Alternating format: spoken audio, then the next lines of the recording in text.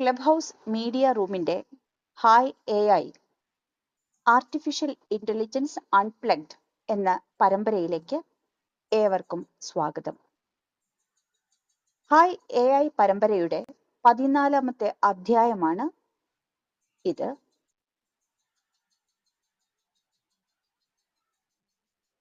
നമുക്ക് ചുറ്റുമുള്ള ലോകത്തെ, നാം പരിചയിച്ച ഈ ലോകത്തെ ട്രാൻസ്ഫോം ചെയ്യുന്ന, മാറ്റിമറിക്കുന്ന AI വിദ്യ, അത് ഭാവിയിൽ വന്നു ചേർന്നേക്കാവുന്ന ഒരു സംഗതി മാത്രമാണ്. ഇപ്പോൾ ഇവിടെ വലിയ മാറ്റമൊന്നും ഉണ്ടാകാൻ സാധ്യതയില്ല എന്നൊക്കെയാണ് സാധാരണ ജനങ്ങൾ കരുതുന്നത്. പക്ഷേ ഓരോ നിമിഷവും AI സ്വാധീനം നമ്മുടെ ജീവിത സാഹചര്യങ്ങളിൽ വന്നുകൊണ്ടിരിക്കുകയാണ്. പക്ഷേ നാം പലപ്പോഴും അത് തിരിച്ചറിയുന്നില്ല എന്ന് മാത്രം. നമ്മുടെ കയ്യിലിരിക്കുന്ന സ്മാർട്ട് ഫോൺ, അതിലൂടെ നമ്മൾ ഓൺലൈൻ ഷോപ്പിംഗ് നടത്തുമ്പോഴോ, സോഷ്യൽ മീഡിയയിലെ ചാറ്റ് ബോക്സിൽ ഒരു കമന്റ് ഇടുമ്പോഴോ, അതല്ലെങ്കിൽ ഒരു വീഡിയോ കാണുമ്പോൾ പോലുമോ AI ആൽഗോരിതത്തിന്റെ അടിസ്ഥാനത്തിലാണ് അവ ദൃശ്യമാകുന്നതും അതിന്റെ പ്രേക്ഷിതാക്കൾക്ക് എത്തുന്നതും ചിലപ്പോൾ എത്താതിരിക്കുന്നതും. നമ്മുടെ സാങ്കേതിക ജ്ഞാനമോ പശ്ചാത്തലമോ പരിഗണിക്കാതെ തന്നെ നാം ഓരോരുത്തരും ഇതിന്റെ ഗുണഭോക്താക്കളായി മാറിയിരിക്കുന്നു എന്നതാണ് യഥാർത്ഥത്തിൽ സംഭവിക്കുന്നത്.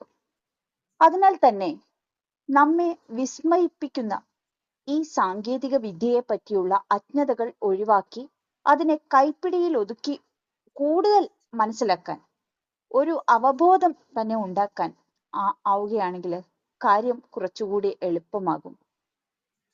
ക്ലബ് ഹൗസ് മീഡിയ റൂമിലെ AI the artificial intelligence unplugged എന്നുള്ള ഈ പരമ്പരയിൽ ഇത്തരം അബദ്ധ ധാരണകളെ ഡീമിസ്റ്റിഫൈ ചെയ്യുക എന്നുള്ളതാണ് നാം ലക്ഷ്യമാക്കുന്നത്.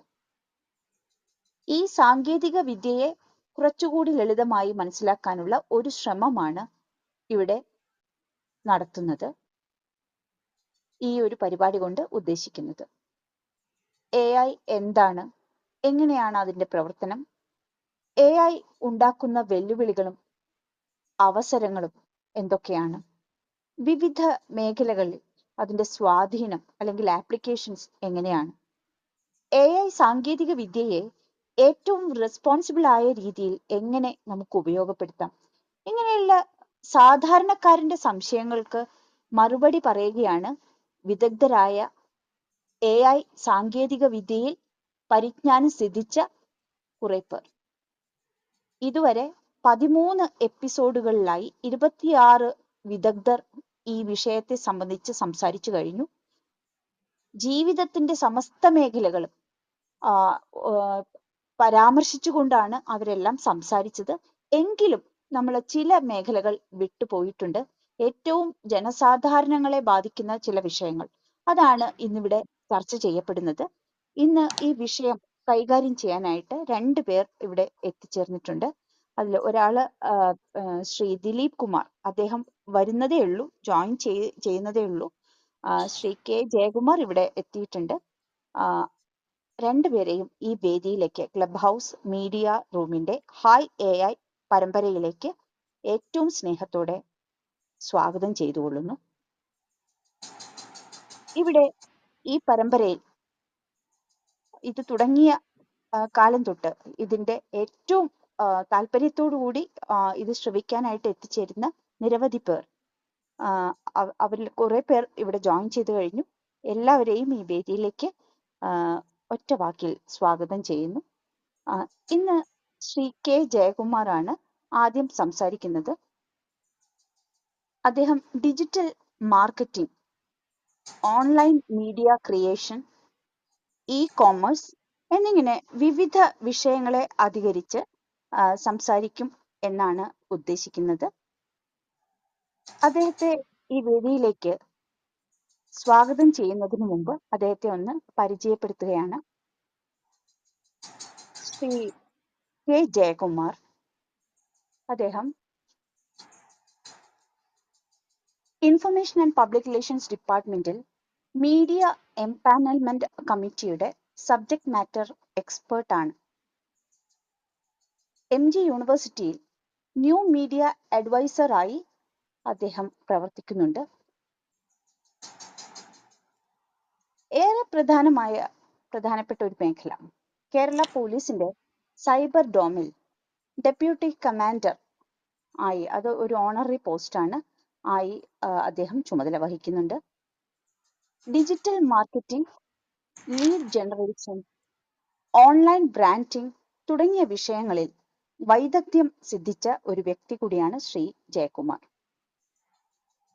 ഡിജിറ്റൽ മാർക്കറ്റിംഗ് ആൻഡ് മീഡിയ ഫീൽഡിൽ അദ്ദേഹത്തിന്റെ specialisation search engine optimisation, social media optimisation, search engine marketing, social media marketing എന്നിവയാണ്.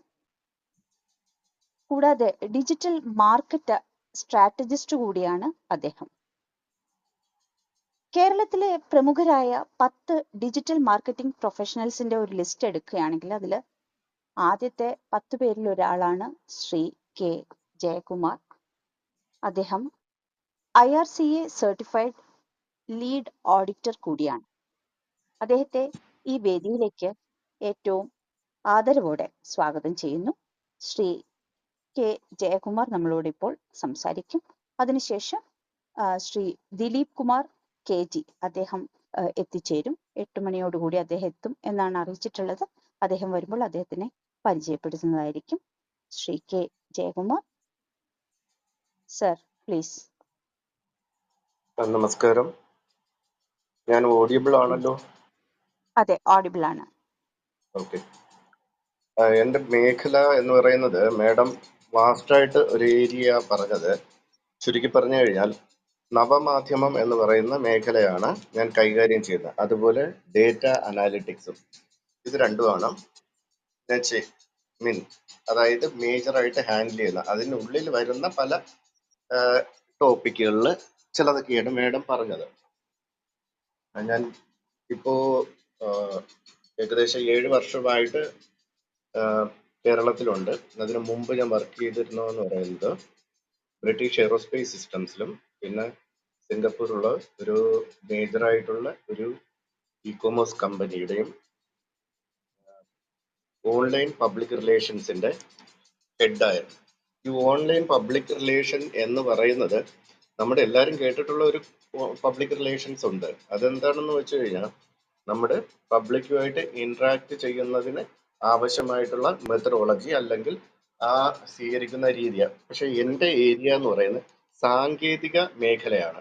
സാങ്കേതിക മേഖല എന്ന് പറയുന്നത് നമ്മുടെ വിവരങ്ങൾ വിനിമയം ചെയ്യുമ്പോൾ അത് പല രീതിയിൽ, ചിലപ്പോൾ മാർക്കറ്റിംഗ് ആവശ്യമായിരിക്കാം, അതല്ലെങ്കിൽ അതുപോലെ പബ്ലിക് റിലേഷൻസിന് വേണ്ടിയിട്ടുള്ള വിവരങ്ങളായിരിക്കാം, അതുപോലെ വാർത്തകളാവാം. അപ്പൊ നമുക്ക് ധാരാളം അറിയാൻ കഴിയുന്ന ഒരു കാര്യമുണ്ട്, ഓൺലൈൻ പത്രങ്ങളും ഓൺലൈൻ ചാനലുകളും ധാരാളമായിട്ട് ഇന്ന് നമ്മളെ ഇൻഫ്ലുവൻസ് ചെയ്യുന്നുണ്ട്. നമുക്ക് പല പ്രോഡക്റ്റിന്റെ മാർക്കറ്റിംഗ് ആയിരുന്നാലും ഇതൊക്കെ നമുക്ക് കൂടുതലായിട്ട് കിട്ടിക്കൊണ്ടിരിക്കുന്നത് ഇത്തരത്തിലുള്ള ന്യൂ മീഡിയ വഴിയാണ്. ന്യൂ മീഡിയ എന്ന് പറയുന്നത് മലയാളത്തിൽ നവമാധ്യമം എന്ന് പറയാം. ഈ നവമാധ്യമം എന്ന് പറയുന്നത് ശരിക്കും ഒരു അംബ്രല്ല ടേമാണ്. ഇതിനകത്ത് അതായത് ഈ സോഷ്യൽ മീഡിയ പ്ലാറ്റ്ഫോം, അതുപോലെ തന്നെ കമ്മ്യൂണിക്കേഷൻ ആവശ്യമായിട്ടുള്ള മെസ്സഞ്ചർ പോലെയുള്ള ആപ്ലിക്കേഷൻസ്, ഇതിന്റെ എല്ലാം കൂടെ കളക്ഷനാണ് ഇതിനകത്ത് വരുന്നത്. അതിനൊരു അംബ്രല്ല ടേം എന്ന് നമുക്ക് പറയാൻ പറ്റുന്നത്. അപ്പോൾ അവിടെ വാർത്തകൾ വിനിമയം ചെയ്യുമ്പോൾ നമ്മുടെ അൾട്ടിമേറ്റ് എയിം എന്ന് പറയുന്ന ഒരു ബിസിനസ് ആയിരുന്നാലും ഒരു സർവീസ് ആയിരുന്നാലും ഒരു വാർത്ത ആയിരുന്നാലും റൈറ്റ് ഓഡിയൻസിന്റെ മുന്നിൽ ഈ വാർത്ത കൊണ്ട് എത്തിക്കുക എന്നുള്ളതാണ്. അപ്പോൾ അത്തരത്തിലുള്ള ഓഡിയൻസിനെ ഐഡന്റിഫൈ ചെയ്ത് അവരിലേക്ക് കൊണ്ടെത്തിക്കുന്ന ഒരു പ്രോസസ്സ്, ഇതിനെ ഇൻബൗണ്ട് മെക്കാനിസം എന്നാണ് നമ്മൾ പറയുന്നത്. ഇൻബൗണ്ട് എന്ന് പറയുന്നത് മറ്റുള്ളതിൽ നിന്ന് എങ്ങനെയാണ് ഇൻബൗണ്ട്, ഞാൻ എയിലോട്ട് വരാം, ഇത് എങ്ങനെയാണ് അതായത് ഈ മേഖല എന്താണെന്ന് പറഞ്ഞിട്ട് അതിൽ ഈ എയുടെ ഇൻഫ്ലുവൻസ് എങ്ങനെയാണ് ഇപ്പോൾ വന്നിട്ടുള്ളത് എന്നുള്ളതാണ് നമ്മൾ അതിലോട്ട് ഡിസ്കഷൻ വരുമ്പോൾ ഫൈനൽ സ്റ്റേജിലോട്ട് വരുന്നത്. അപ്പോൾ ഇവിടെ നമ്മൾ എന്താന്ന് വെച്ച് കഴിഞ്ഞാൽ ഈ വിവരങ്ങൾ കൊണ്ടെത്തിക്കുമ്പോൾ നമ്മൾ സാധാരണ ചെയ്യുന്ന മെത്തേഡ് നമ്മൾ കണ്ടിട്ടുണ്ട്, പരസ്യങ്ങളും മറ്റുമൊക്കെ കണ്ടിട്ടുണ്ട്.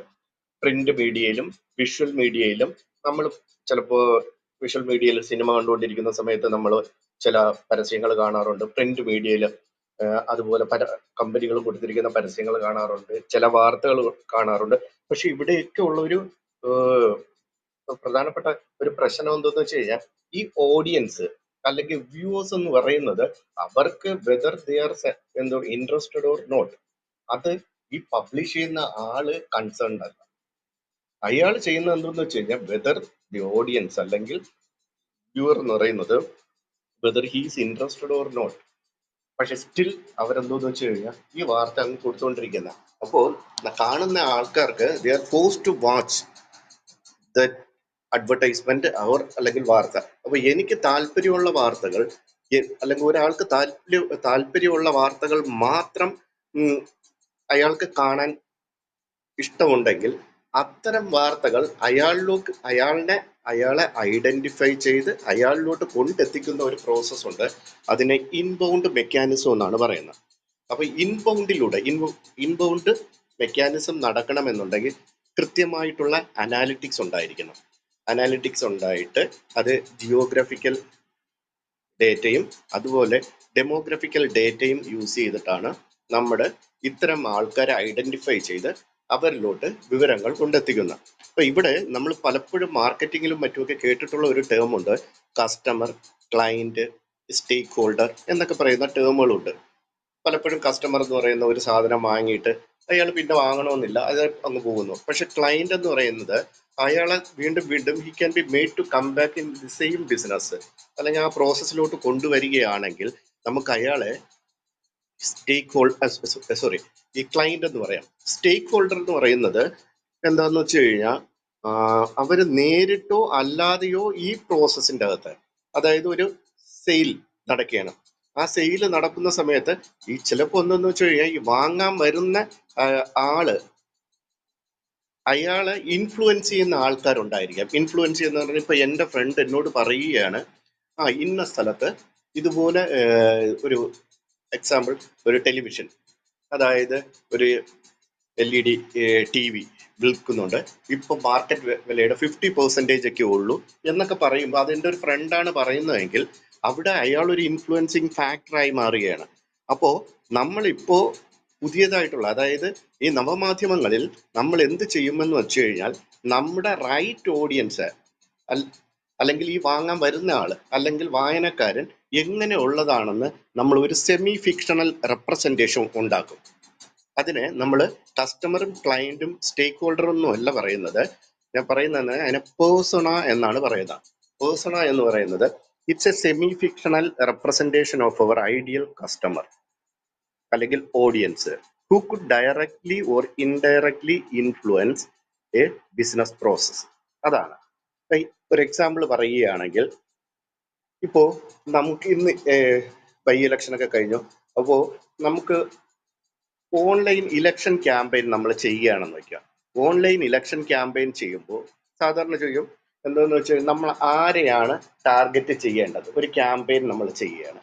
അപ്പോൾ സാധാരണ എല്ലാവരും പറയും വോട്ടേഴ്സ്, അതായത് ഈ ഏജ് ഗ്രൂപ്പിൽ, അതായത് ആർക്കാണോ വോട്ടിംഗ് റൈറ്റ് ഉള്ള ആ ആൾക്കാരെ ടാർഗറ്റ് ചെയ്യും എന്നാണ് സാധാരണ എല്ലാവരും പറയുന്നത്. പക്ഷെ അങ്ങനെയല്ല. വോട്ടർ പേഴ്സണ എന്ന് പറയുന്നത് ശരിക്കും പറഞ്ഞു കഴിഞ്ഞാൽ ഈ ആളെന്ന് പറയുന്ന who could directly or indirectly influence and എന്തോന്ന് പറയാം വോട്ടർ. ആ വോട്ടറിനെ നേരിട്ടോ അല്ലാതെയോ സ്വാധീനിക്കാൻ കഴിവുള്ള ഒരാൾ.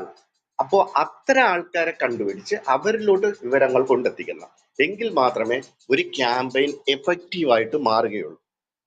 അപ്പോൾ അങ്ങനെ ചോദിക്കുമ്പോൾ അത് ആരാണ് എന്നുള്ളത് ഒരു സ്വാഭാവികമായിട്ടുള്ള ഒരു ക്വസ്റ്റ്യൻ വരും. അപ്പോൾ വോട്ടവകാശം ഉള്ളവർ മാത്രമായിരിക്കില്ല. ഒരു എക്സാമ്പിൾ പറഞ്ഞു കഴിഞ്ഞാൽ, ഒരു കുട്ടി കുട്ടിയുടെ പാരൻസുമായിട്ട് വഴിയിലൂടെ നടന്നു പോവുകയാണ്. അപ്പൊ ഒരു ഇലക്ഷന് നിൽക്കുന്ന കാൻഡിഡേറ്റിന്റെ ഒരു പോസ്റ്റർ ആ കുട്ടി കാണാനിടയാവും. അപ്പോ കുട്ടി അതിന്റെ പാരന്റ്സിനോട് പറയുന്നു, ഈ ആള് നമ്മുടെ സ്കൂളിൽ ഇതുപോലെയുള്ള കുറെ നല്ല കാര്യങ്ങളൊക്കെ ചെയ്തിട്ടുണ്ട്, അല്ലെങ്കിൽ സ്മാർട്ട് ക്ലാസ് റൂം ചെയ്ത് പുള്ളിയാണ് എന്നൊക്കെ പറയുമ്പോൾ ഈ കുട്ടി ഒരു ഇൻഫ്ലുവൻസിങ് ഫാക്ടറായി. അപ്പൊ ഈ കുട്ടിയാണ് ശരിക്കും പറഞ്ഞ വോട്ടർ പേഴ്സണ എന്ന് പറയുന്നത്. അത് ഇൻഡയറക്റ്റ് ആയിട്ട് ഇൻഫ്ലുവൻസ് ചെയ്ത്. അപ്പൊ ഇത്തരത്തിലുള്ള ആൾക്കാരെ ടാർഗറ്റ് ചെയ്ത് അവരിലോട്ട് വിവരങ്ങൾ കൊണ്ടെത്തിച്ചു കഴിഞ്ഞാൽ നമുക്ക് അല്ലെങ്കിൽ നമ്മുടെ ഓഡിയൻസിനെ നമുക്ക് കൂടുതലായിട്ട് നമ്മുടെ ബിസിനസിന്റെ അകത്തോട്ടോ അല്ലെങ്കിൽ കൂടുതൽ വായനക്കാരിലോട്ടോ നമ്മൾ കൊണ്ടെത്തിക്കാൻ സാധിക്കും. ഇത് ശരിക്കും പറഞ്ഞു കഴിഞ്ഞാൽ ഇതിന്റെ ബേസിക് കോൺസെപ്റ്റ് എന്ന് പറയുന്നത്. അപ്പൊ അങ്ങനെ വരുമ്പോൾ എന്തൊക്കെ മെത്തഡോളജി യൂസ് ചെയ്യാം? ഞാൻ ഗൂഗിളിൽ കയറി എന്തെങ്കിലും ഒരു സാധനം ഞാൻ സെർച്ച് ചെയ്യാണ്. സെർച്ച് ചെയ്യുന്ന അവസരത്തിൽ ശരിക്കും ഞാൻ യൂസ് ചെയ്യുന്ന കീവേഡുകൾ തന്നെ ആയിരിക്കണം എന്നില്ല മറ്റൊരാൾ യൂസ് ചെയ്യുന്നത്, അല്ലെങ്കിൽ അയാൾ യൂസ് ചെയ്യുന്ന കോമ്പിനേഷൻ വ്യത്യസ്തമായിരിക്കാം. അപ്പൊ ഇത്തരത്തിൽ കീവേഡുകളുടെ കോമ്പിനേഷൻ ശരിയായിട്ടുള്ള രീതിയിൽ ഉണ്ടാക്കിയെടുക്കാൻ വേണ്ടിയിട്ട് നമുക്ക് ഒരു കോംപ്ലക്സ് ആയിട്ടുള്ള ഒരു പ്രോസസ്സാണ്. ഇപ്പം നമ്മൾ സ്കൂളിലൊക്കെ പഠിച്ചിരിക്കുന്ന സമയത്ത്, ചിലപ്പോൾ മാത്തമാറ്റിക്സ് ഒക്കെ പഠിച്ചിരുന്ന സമയത്ത്, ആ സമയത്ത് നമ്മൾ കേട്ടിട്ടുള്ള ഒരു കാര്യമുണ്ട്, പെർമ്യൂട്ടേഷൻ ആൻഡ് കോമ്പിനേഷൻ. 3 കീവേഡുകൾ ഉണ്ടെങ്കിൽ അതിന്റെ കോമ്പിനേഷൻ എത്ര ഉണ്ടാക്കാൻ പറ്റും. അപ്പൊ അങ്ങനെ ഇപ്പം അല്ലെങ്കിൽ ഞാൻ ഇട്ടേക്കുന്ന ഒരു വാർത്തയിലെ പ്രധാനപ്പെട്ട കീവേഡുകൾ ഒരു 3 കീവേഡുകളാണ് ഉണ്ട്. അപ്പൊ ഈ 3 കീവേഡുകൾ ചിലപ്പോൾ ആൾക്കാർ അതിന്റെ കോമ്പിനേഷൻ ഉണ്ടാക്കി സെർച്ച് ചെയ്യുന്നത് പല രീതിയിലായിരിക്കാം. ഞാൻ ഒരു റെസ്റ്റോറന്റ് ആണ് തിരക്കുന്നത്, ഒരു കോണ്ടിനെന്റൽ റെസ്റ്റോറന്റ് ഇൻ ട്രിവാൻഡ്രം എന്ന് പറഞ്ഞ് ഒരാൾ ചിലപ്പോൾ സെർച്ച് ചെയ്യാം, ചിലർ തിരുവനന്തപുരം എന്ന് പറഞ്ഞ് സെർച്ച് ചെയ്യാം, അല്ലെങ്കിൽ അയാൾ പറയാം റെസ്റ്റോറന്റ് ഇൻ TVM. അപ്പൊ ഞാൻ ഒരു എക്സാമ്പിൾ പറഞ്ഞതാണ്. അപ്പൊ ഇതുപോലെയുള്ള കോമ്പിനേഷൻസ് നമ്മൾ ഉണ്ടാക്കി ശരിക്കും പറഞ്ഞു കഴിഞ്ഞാൽ ഗൂഗിളിന്റെ ബോട്ടുകൾ, ഗൂഗിൾ മാത്രമല്ല സോഷ്യൽ മീഡിയ ബോട്ടും സെർച്ച് എഞ്ചിൻ ബോട്ടുകൾക്കും നമ്മൾ ഇൻഫർമേഷൻ കൊണ്ടെത്തിക്കുന്ന ഈ ഇൻഫർമേഷൻ ഇങ്ങനെ കോമ്പിനേഷൻ ഉണ്ടാക്കിക്കൊണ്ടിരുന്നു കഴിഞ്ഞാൽ കാലങ്ങൾ തന്നെ എടുക്കുന്നു വരും. അപ്പൊ അതിന് വേണ്ടിയിട്ട് നമ്മൾ നേരത്തെയൊക്കെ ചെയ്തുകൊണ്ടിരുന്ന പല ടൂളുകളും മെക്കാനിസവും ഒക്കെ ഉണ്ട്. ഇന്ന് AI വന്നപ്പോൾ നമുക്ക് എന്താന്ന് വെച്ച് കഴിഞ്ഞാൽ ഇത്തരം കോമ്പിനേഷൻ വളരെ ഈസി ആയിട്ട് ചെയ്തെടുക്കാൻ പറ്റും. അതിന് പറയുന്ന ഒരു മെത്തേഡാണ് ലേറ്റന്റ് സെമാന്റിക് ഇൻഡെക്സിംഗ് എന്ന് പറയും. ഈ ലേറ്റന്റ് സെമാന്റിക് ഇൻഡെക്സിംഗ് അതുപോലെ തന്നെ ആൾക്കാർ ക്വസ്റ്റ്യൻ ടാഗ് പോലെ ചോദിക്കും. ഒരു എക്സാമ്പിൾ, നിങ്ങൾ ഗൂഗിളിൽ കയറിയിട്ട് നിങ്ങൾ സെർച്ച് ചെയ്യണം who is the top new media professional in Kerala എന്ന് പറഞ്ഞ് നിങ്ങൾ ഗൂഗിളിൽ ഒന്ന് സെർച്ച് ചെയ്ത് നോക്കാം. നിങ്ങൾക്ക് അവിടെ ഒരു വിവരം കിട്ടും. അതാരെന്ന് ഞാൻ പറയുന്നില്ല, നിങ്ങോട്ട് നോക്കുക. അപ്പോ അവിടെ ആ വിവരം കൊണ്ടെത്തിക്കുക. അയാൾ സെർച്ച് ചെയ്തത് ഇങ്ങനെയാ, അതായത് ഹൂ അല്ലെങ്കിൽ വാട്ട്, വെൻ എന്ന് പറഞ്ഞ കുറേ ടൈപ്പ് രീതിയിൽ ചോദ്യങ്ങൾ ചോദിക്കുന്നു. ആ ചോദ്യങ്ങൾ ചോദിക്കണമെന്നുണ്ടെങ്കിൽ അതിന് നമ്മൾ പറയുന്ന ഓണ്ടോളജി എന്ന് പറയും. അപ്പോൾ അതിൽ വെബ് തലങ്ങളിൽ യൂസ് ചെയ്യുമ്പോൾ അതിനെ വെബ് ഓണ്ടോളജി എന്നാണ് പറയുന്നത്. ഈ വെബ് ഓണ്ടോളജി ക്രിയേറ്റ് ചെയ്തെടുക്കാൻ വേണ്ടിയിട്ട് നമുക്കിന്ന് ജനറേറ്റീവ് AI എന്ന് പറയുന്ന ടൂളുകൾ യൂസ് ചെയ്യാം. ChatGPT, Gemini. നിങ്ങൾ പലരും AI ടൂളുകൾ യൂസ് ചെയ്യുന്നത് എന്തിനാണെന്ന് വെച്ച് കഴിഞ്ഞാൽ, ഞാൻ കണ്ടിട്ടുള്ളതിൽ മെജോറിറ്റി ഓഫ് ദി ആൾക്കാര് ലെറ്റർ ഡ്രാഫ്റ്റിങ്ങിനും മറ്റുമൊക്കെ. നിങ്ങൾ അതിനടുത്ത് തന്നെ നോക്കിക്കഴിഞ്ഞാൽ നിങ്ങൾക്ക് വേറെ കുറേ ഓപ്ഷൻസും കൂടെ കാണാൻ പറ്റുന്നതാണ്. അതിന്റെ താഴെ നോക്കിക്കഴിഞ്ഞാൽ നിങ്ങൾ പുതിയൊരു സെർച്ച് അല്ലെങ്കിൽ ഒരു ചാറ്റ് എടുത്തു കഴിഞ്ഞാൽ അതിന് താഴെയായിട്ട് create image, code, brainstorm, help me write more, ഇങ്ങനെ കുറെ ഓപ്ഷൻസ് അതിൻ്റെ അകത്തുണ്ട്. നമ്മൾ ചെയ്യുന്നതെന്ന് പറഞ്ഞാൽ അതിനകത്ത് ക്വസ്റ്റ്യൻ ടാഗ് പോലെ എന്തെങ്കിലും ടൈപ്പ് ചെയ്തിടുന്നു. അതായത് ഇമേജ് ക്രിയേറ്റ് ചെയ്യാനും കോഡ് എന്ന് പറയുന്നതാണ് ഞാൻ തൊട്ട് മുമ്പ് പറഞ്ഞത്. അതായത് ഇൻസ്ട്രക്ഷൻ വെബ് ബോട്ടുകൾക്ക് മനസ്സിലാകുന്ന രീതിയിൽ ഈ ഇൻഫർമേഷൻ എന്തോന്ന് വെച്ച് കഴിഞ്ഞാൽ ക്രോഡീകരിച്ച് നമ്മൾ വെബ് ബോട്ടുകളിലേക്ക് സബ്മിറ്റ് ചെയ്യും. അതിന് ഏറ്റവും കൂടുതൽ എന്താണെന്ന് വെച്ച് കഴിഞ്ഞാൽ ഇതുപോലെയുള്ള ChatGPT, ജെമിനി പോലെയുള്ള ടൂളുകൾ നമ്മളെ സപ്പോർട്ട് ചെയ്യുന്നുണ്ട്. ഇത്തരം ടൂളുകൾ, ഈ AI ടൂളുകൾ നമ്മൾ ജനറേറ്റീവ് AI ടൂൾസ് എന്നാണ് പറയുന്നത്. അത് എങ്ങനെ സബ്മിറ്റ് ചെയ്യുന്നു എന്ന് പറയുന്നത് നമ്മുടെ കൺവെൻഷണൽ രീതിയിൽ നമുക്ക് വേൾഡ് വൈഡ് വെബ് എന്ന് പറയുന്ന ഒരു സാധനം നമ്മളെല്ലാം കേട്ടിട്ടുണ്ട്. അപ്പൊ ഈ വേൾഡ് വൈഡ് വെബിന്റെ ഒരു ലോജിക്കൽ സ്ട്രക്ചർ എങ്ങനെ ആയിരിക്കണം എന്നുള്ളത് നമ്മൾ മനസ്സിലാക്കിയിരിക്കണം. അപ്പം സാധാരണ നിങ്ങൾക്ക് എല്ലാവർക്കും അറിയാവുന്ന ഒന്നാണ് നോർമൽ സ്പൈഡർ വെബ്. ഈ നോർമൽ സ്പൈഡർ വെബിന്റെ അകത്തെന്ന് പറയുന്ന ഒരു ചിലന്തി അതിനെ നടുക്കിരിക്കും. അതിങ്ങനെ ഇരിക്കുന്നതെന്ന് പറയുന്ന ഇരയെ പിടിക്കാനാണ്. അത് എന്തെങ്കിലും അതിൽ വന്ന് വീഴുമ്പോൾ അത് വന്നിട്ട് അപ്പോഴെടുത്ത് കഴിക്കുകയല്ല ചെയ്യുന്നത്, അതിനെ റാപ്പ് ചെയ്ത് സൂക്ഷിക്കും. അത് അതിന്റെ ഫീഡാണ്. അതുപോലെ വേൾഡ് വൈഡ് വെബ് എന്ന് പറയുന്ന ഇതേ ഒരു ലോജിക്കൽ സ്ട്രക്ചറിലുള്ള ഒന്നാണ്. പക്ഷെ അതിനകത്ത് മൾട്ടിപ്പിൾ ബോട്ട്സ് ഉണ്ട്. ഗൂഗിളിന്റെ ഉണ്ട്, യാഹുവിന്റെ ഉണ്ട്, ബിങ്ങിന്റെ ഉണ്ട്, അതുപോലെ തന്നെ പല സോഷ്യൽ മീഡിയ ബോട്ടുകളെല്ലാം ഇതിനകത്ത് നിറഞ്ഞിരിക്കുക. നമ്മുടെ എന്തെങ്കിലും ഒരു ഇൻഫർമേഷൻ അതിനകത്തോട്ട് ഇടുകയാണ്. ഇൻഫർമേഷൻ എന്ന് പറയുന്ന ഒരു വാർത്തയാവാം, എന്തെങ്കിലും അതുപോലെയുള്ള സോഷ്യൽ മീഡിയ പോസ്റ്റുകളാവാം. ഇത് ഇടുന്ന സമയത്ത് ഈ സ്പൈഡേഴ്സ് വന്ന് ഇതിനെ റാപ്പ് ചെയ്ത് കൊണ്ടുവന്ന് സൂക്ഷിക്കും. സൂക്ഷിച്ചിട്ട് ആൾക്കാർ എന്തിനു സൂക്ഷിക്കുന്നതെന്ന് പറഞ്ഞാൽ ഇത് വെബ് സെർവറിനകത്താണ് സൂക്ഷിക്കുന്നത്. ആൾക്കാർ സെർച്ച് ചെയ്യുമ്പോൾ എടുത്ത് നമ്മുടെ സൈറ്റിൽ നിന്നോ നമ്മുടെ ബ്ലോഗിൽ നിന്നോ അല്ലെങ്കിൽ സോഷ്യൽ മീഡിയ പേജിൽ നിന്നല്ലോ ഇൻഫർമേഷൻ കൊണ്ടുവരാം. പകരം ഇത് കീപ്പ് ചെയ്ത് ഇൻഡെക്സ് ചെയ്ത് വെച്ചിരിക്കുന്ന ഇൻഫർമേഷനിൽ നിന്ന് ഇതിനെ ഫെച്ച് ചെയ്ത് നമുക്ക് കൊണ്ട് തരികയാണ് ചെയ്യുന്നത്. അപ്പൊ അവിടെ കൃത്യമായിട്ടുള്ള ഇൻഡെക്സിങ് ആവശ്യമുണ്ട്, കാറ്റഗറൈസേഷൻ ആവശ്യമുണ്ട്. ഇത്തരം കാര്യങ്ങളിലും നമുക്ക് AI ടൂളുകൾ ധാരാളമായിട്ട് ഇന്ന് യൂസ് ചെയ്യുന്നുണ്ട്. അതായത് നമ്മൾ ചെയ്തുകൊണ്ടിരിക്കുന്ന ജോലിയെ വളരെ ഈസി ആക്കി തരുന്നു എന്നുള്ളതാണ്.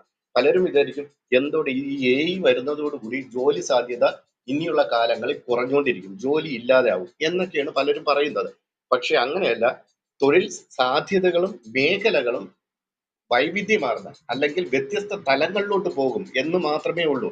നമുക്ക് നമ്മുടെ കൊടുത്തിരിക്കുന്ന ഇൻഫർമേഷൻ തന്നെയാണ് AI ടൂളുകൾ നമുക്ക് തിരിച്ചു തരുന്നത്. ഒരു അതായത് IT ഫീൽഡിൽ പറയുന്നുണ്ട് what you see is what you get എന്നുള്ള ഒരു ഒരു ഫ്രേസ് തന്നെ നമ്മൾ പലയിടത്തും യൂസ് ചെയ്യാറുണ്ട്. അപ്പൊ നമ്മൾ കൊടുത്തിരിക്കുന്നതാണ് അവിടെ ഇത് നമുക്ക് തിരിച്ചു തരുന്നത്. പണ്ട് കാലങ്ങളിൽ എന്താന്ന് വെച്ച് കഴിഞ്ഞാൽ വീട്ടിലൊക്കെ നമ്മുടെ വീട്ടിൽ ഈ ദോശ ചുടാനും ഇഡലിയൊക്കെ ചുടാൻ വേണ്ടിയിട്ട് മാവരയ്ക്കും. നമ്മളെ സാധാരണ എല്ലാവർക്കും അറിയാന്നുള്ള ആട്ടുകല്ലെന്ന് പറയുന്ന ഒരു സാധനത്തിന്റെ അകത്ത് മോഡേൺ ഇലക്ട്രിക്കൽ ഗ്രൈൻഡേഴ്സ് വന്നപ്പോൾ എന്താന്ന് വെച്ച് കഴിഞ്ഞാൽ ഈ അവിടെ തൊഴിൽ സാധ്യത ഇല്ല. അത് ശരിക്കും പറഞ്ഞു കഴിഞ്ഞാൽ അതിലിടുമ്പോൾ ജോലി നമുക്ക് ഈസി ആവുന്നു. പക്ഷെ ഒരാൾ അവിടെ മാവരയ്ക്കാൻ ഇട്ടിട്ട് അയാൾ തിരിച്ചു വരുമ്പോൾ ദോശയൊന്നും ചുട്ടു വയ്ക്കില്ല. അയാൾ അവിടെ മോണിറ്റർ ചെയ്യാൻ ഉണ്ടായിരിക്കണം. സെയിം സിറ്റുവേഷൻ ഇവിടെയും ആപ്ലിക്കബിൾ ആണ്. നമ്മൾ കൊടുക്കുന്ന ഇൻസ്ട്രക്ഷൻ അല്ലെങ്കിൽ പ്രോംപ്റ്റുകൾ അത് ശരിയായിട്ടുള്ള രീതിയിൽ കൊടുത്തു കഴിഞ്ഞാൽ മാത്രമേ ശരിയായിട്ടുള്ള ഔട്ട്പുട്ട് കിട്ടുകയുള്ളൂ. അത് നമുക്ക് കൊടുക്കേണ്ട രീതി എങ്ങനെയാണെന്ന് അറിഞ്ഞിരിക്കുന്ന ജനറേറ്റ് ചെയ്ത് എടുക്കുന്ന ഔട്ട്പുട്ട് ശരിയാണോ എന്ന് നമ്മൾ ചെക്ക് ചെയ്യണം. അതിനും ചിലപ്പോൾ ടൂളുകൾ യൂസ് ചെയ്യാം, ഇതുപോലെ AI ടൂളുകൾ യൂസ് ചെയ്യാം. അതിന് ശരിക്കും പറഞ്ഞു കഴിഞ്ഞാൽ ഈ കോർ വൈറ്റൽ ഇഷ്യൂസ് എന്നൊക്കെയാണ് നമ്മളത് പറയുന്നത്. അതുപോലെ ഫങ്ഷണാലിറ്റി ആട്രിബ്യൂട്ട്സ് എന്നും പറയും. ഇത്തരം കാര്യങ്ങൾ ചെക്ക് ചെയ്ത് ഇത് ശരിയാണോ അല്ലെങ്കിൽ ജനറേറ്റ് ചെയ്യുന്നത് ശരിയായിട്ടുള്ളതാണോ എന്ന് ചെക്ക് ചെയ്തതിന് ശേഷം മാത്രമേ നമ്മൾ ഇതൊക്കെ ഇന്റഗ്രേറ്റ് ചെയ്യാൻ പോവുകയുള്ളൂ. അപ്പൊ അതുകൊണ്ട് എല്ലാം ഓട്ടോമേറ്റ് ചെയ്ത് കൊണ്ടുപോകാനൊന്നും പറ്റില്ല. ഞാൻ ഈ പറഞ്ഞു വന്നതെന്ന് വെച്ചാൽ വേൾഡ് വൈഡ് വെബിന്റെ അകത്ത് ഇങ്ങനെ ഇരിക്കുക, പോർട്ടൽ ഇരിക്കുക. അപ്പൊ ഞാൻ ഒരു ഇൻഫർമേഷൻ പബ്ലിഷ് ചെയ്യുന്ന സമയത്ത് ഇപ്പൊ ആ ഇൻഫർമേഷൻ ചിലപ്പോൾ എന്തെന്ന് വെച്ച് കഴിഞ്ഞാൽ പലപ്പോഴും ഇത് എന്താ ഡ്യൂപ്ലിക്കേറ്റ് കണ്ടന്റും മറ്റുമൊക്കെ ആൾക്കാര് പ്രിന്റ് മീഡിയയിലും വിഷ്വലിലൊക്കെ ഇടാറുണ്ട്, അല്ലെങ്കിൽ വെബ്സൈറ്റുകളിലും ഇടാറുണ്ട്. പക്ഷെ ഒരു കാര്യം നമ്മൾ ശ്രദ്ധിക്കേണ്ടതെന്ന് പറയുന്നത്, നമുക്ക് പ്രിന്റ് മീഡിയയിലും മറ്റും വർക്ക് ചെയ്യുന്ന മാഡത്തിനും ഒക്കെ അറിയാവുന്ന കാര്യമാണ്. ഇത് നമ്മുടെ എന്താ വെച്ച് കഴിഞ്ഞാൽ പ്ലേഗരിസം എന്ന് പറയുന്ന ഒരു ഇഷ്യൂ ഉണ്ടാവും. അതായത് ഈ ശരിക്കും പറഞ്ഞു കഴിഞ്ഞാൽ ഡ്യൂപ്ലിക്കേറ്റ് കണ്ടന്റ് അല്ലെങ്കിൽ ഒരിടത്തു നിന്ന് കോപ്പി അടിച്ചെടുത്തതിന് നമ്മൾ പറയുന്നത്. ഇവിടെയും സെയിം ഇഷ്യൂ ഉണ്ടാവും. ഇതിനെ കാനോണിക്കൽ ഇഷ്യൂ എന്നാണ് പറയുന്നത്. അപ്പൊ ഇതുപോലുള്ള ഡ്യൂപ്ലിക്കേറ്റ് കണ്ടന്റുകൾ വെബ് തലങ്ങളിൽ വന്നു കഴിഞ്ഞാൽ ആ കണ്ടന്റ് ഈ ബോട്ടുകൾ അത് ഐഡന്റിഫൈ ചെയ്യുകയും ഈ ബോട്ട് അതിൽ നിന്ന് ഇതിനെ റിമൂവ് ചെയ്യുകയും ചെയ്യും. അങ്ങനെ വന്നു കഴിഞ്ഞാൽ അത് താഴോട്ട് ചെന്ന് വീഴും. താഴെ എന്ന് പറയുന്നത് സാധാരണ സ്പൈഡർ വെബിൽ നിന്ന് താഴോട്ട് പോയി കഴിഞ്ഞാൽ മണ്ണിലാണ് വന്ന് വീഴുന്നത്. മണ്ണിനെ നമുക്ക് സാൻഡ് എന്ന് പറയാം, ഇവിടെ നമ്മൾ പറയും സാൻഡ് ബോക്സ് എന്ന് പറയും. ഈ സാൻഡ് ബോക്സിലോട്ട് ഒരു ഇൻഫർമേഷൻ പോയി കഴിഞ്ഞാൽ it won't be available in search result. നമ്മുടെ സൈറ്റിനകത്തും ബ്ലോഗിന്റെ അകത്തും ഒക്കെ സോഷ്യൽ മീഡിയ പേജിലും ഒക്കെ ഇൻഫർമേഷൻ കാണും. പക്ഷെ അതെന്താന്ന് വെച്ച് കഴിഞ്ഞാൽ ആൾക്കാർ സെർച്ച് ചെയ്യുമ്പോൾ ആ ഇൻഫർമേഷൻ അവിടെ അപ്പിയർ ചെയ്യില്ല. പക്ഷെ സ്റ്റിൽ ആ ലിങ്ക് എടുത്ത് ഷെയർ ചെയ്ത് കൊടുത്തു കഴിഞ്ഞാൽ അവർക്കത് കാണാൻ പറ്റും. അപ്പൊ ഇത്തരത്തിലുള്ള ഇഷ്യൂ വരാത്ത രീതിയിലാണ് നമ്മൾ എന്തോന്ന് വെച്ച് കഴിഞ്ഞാൽ ഈ പബ്ലിക് റിലേഷൻസ് ചെയ്യുന്ന സമയത്ത് ഈ കണ്ടന്റ് ക്രിയേറ്റ് ചെയ്യുന്നതും ലിവറേജ് ചെയ്യേണ്ടത്. അവിടെ AI ടൂളുകൾ നമ്മൾ ഒരു 90% നമ്മളെ ഹെൽപ്പ് ചെയ്യുന്നുണ്ട്. പക്ഷെ എങ്ങനെ യൂസ് ചെയ്യണം എന്നുള്ളത് നമ്മൾ അറിഞ്ഞിരിക്കുന്ന. ഇതുപോലെ തന്നെ നമ്മുടെ എന്താന്ന് വെച്ച് കഴിഞ്ഞാൽ ചെയ്ത ഇൻഫർമേഷൻ പലപ്പോഴും അൺവാണ്ടഡ് ആയിട്ടുള്ള ഇൻഫർമേഷനൊക്കെ ചിലപ്പോൾ ഒരു സ്ഥാപനത്തിനെ പറ്റിയോ വ്യക്തിയെ പറ്റിയോ നെഗറ്റീവ് ആയിട്ടുള്ള വാർത്തകളും ന്യൂസും ഒക്കെ വെബ് തലങ്ങളിൽ പബ്ലിഷ് ആയി വരും. പബ്ലിഷ് ആവുന്ന സമയത്ത് അതിനെ പലപ്പോഴും കമ്പനികൾക്കും അല്ലെങ്കിൽ ഈ വാർത്ത ആരെ സംബന്ധിച്ചാണ് അവർക്കും ഇത് റിമൂവ് ചെയ്യേണ്ടത് ആവശ്യമായിട്ട് വരും. അത്തരത്തിൽ റിമൂവ് ചെയ്യണമെന്നുണ്ടെങ്കിൽ അതിനൊരു പ്രോസസ് ഉണ്ട്. അതിന് പറയുന്ന അസ്ട്രോ ടർഫിംഗ് എന്ന ടർഫ് എന്ന് പറയുന്ന പുൽത്തകിടി നിങ്ങൾക്ക് എല്ലാവർക്കും അറിയാം. ഈ ലാൻഡ് മൂവേഴ്സ് എന്ന് പറയുന്ന ഒരു സാധനമുണ്ട്. പലപ്പോഴും ഗ്രൗണ്ടുകളിലും മറ്റുമൊക്കെ നമ്മൾ കണ്ടിട്ടുണ്ട് ഒരു വണ്ടി തള്ളിക്കൊണ്ട് പോകുന്നത്. അപ്പൊ അൺവാണ്ടഡ് ആയിട്ട് പൊങ്ങി നിൽക്കുന്ന പുല്ലിനെ കട്ട് ചെയ്ത് കളയുന്ന ഈ പ്രോസസ്സാണ്. അപ്പൊ ഇതുപോലെ വെബ് അൺവാണ്ടഡ് ആയിട്ട് ചിലപ്പോൾ ഇൻഫർമേഷൻ നിൽക്കും. അപ്പൊ ഇതിനെ കട്ട് ചെയ്ത് കളയുന്ന ഒരു പ്രോസസ്സ് അല്ലെങ്കിൽ റിമൂവ് ചെയ്ത് കളയുന്ന പ്രോസസ്സിനെയാണ് അസ്ട്രോ ടർഫിംഗ് എന്ന് പറയുന്നത്. ഈ അസ്ട്രോ ടർഫിംഗ് ചെയ്യുമ്പോഴും ഈ ന്യൂട്ടന്റെ ലോ പറയുന്നത് പോലെ, ന്യൂട്ടന്റെ ലോ പറയുന്നതെന്ന് വെച്ച് കഴിഞ്ഞാൽ എല്ലാ പ്രവർത്തനങ്ങൾക്കും തുല്യവും വിപരീതവുമായ പ്രതിപ്രവർത്തനം ഉണ്ടാവും എന്നാണ് പറയുന്നത്. ഈ ചെയ്യുന്ന കാര്യം നമ്മൾ ഇപ്പോൾ ഇതിനെ റിമൂവ് ചെയ്തത് തന്നെ ചിലപ്പോൾ തിരിച്ചടിക്കാനുള്ള ചാൻസ് ഉണ്ട്. അപ്പോ ന്യൂട്ടന്റെ ലോ ഇവിടെ ഇരിക്കുന്നവർക്ക് അത് ശരിക്കും അറിയില്ല. ന്യൂട്ടന്റെ ലോ പഠിച്ചിട്ടുള്ള പലരും ആ ലോയിൽ തന്നെ ഒരു തെറ്റുണ്ട്. തെറ്റെന്ന് പറയുന്ന ലാംഗ്വേജ് പരമായിട്ടുള്ള ഒരു തെറ്റാണ്, വേറൊന്നുമല്ല.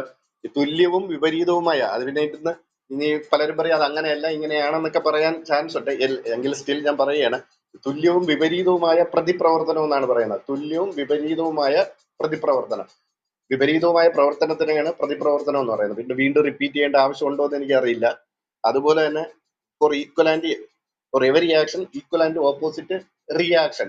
ഓപ്പോസിറ്റ് ആക്ഷൻ എന്ന് പറഞ്ഞാൽ പോരെ, ഞാൻ ജസ്റ്റ് ഇത് പറഞ്ഞതേ ഉള്ളൂ. ഇത് ഇതുമായിട്ട് ലിങ്ക് ചെയ്യണ്ട.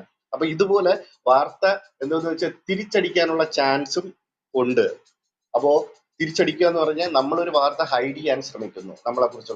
അത് ചിലപ്പോൾ എന്താന്ന് വെച്ചാൽ വൈറലായിട്ട് മാറാം. വൈറലായിട്ട് മാറിക്കഴിഞ്ഞാൽ നാട്ടുകാർ മൊത്തം അറിയും. അപ്പൊ അത്തരം ഒരു സ്റ്റേജ് വരികയാണെങ്കിൽ അതിന് നമ്മൾ പറയുന്നതെന്ന് പറഞ്ഞാൽ സ്ട്രെയ്സാൻഡ് ഇഫക്റ്റ് എന്നാണ് പറയുന്നത്. സ്ട്രെയ്സാൻഡ് എന്ന് പറയുന്നത് ശരിക്കും പറഞ്ഞാൽ ഒരു അമേരിക്കൻ എന്റർടൈനറാ, ഇപ്പോഴും ജീവിച്ചിരിക്കുന്ന ആളാണ്.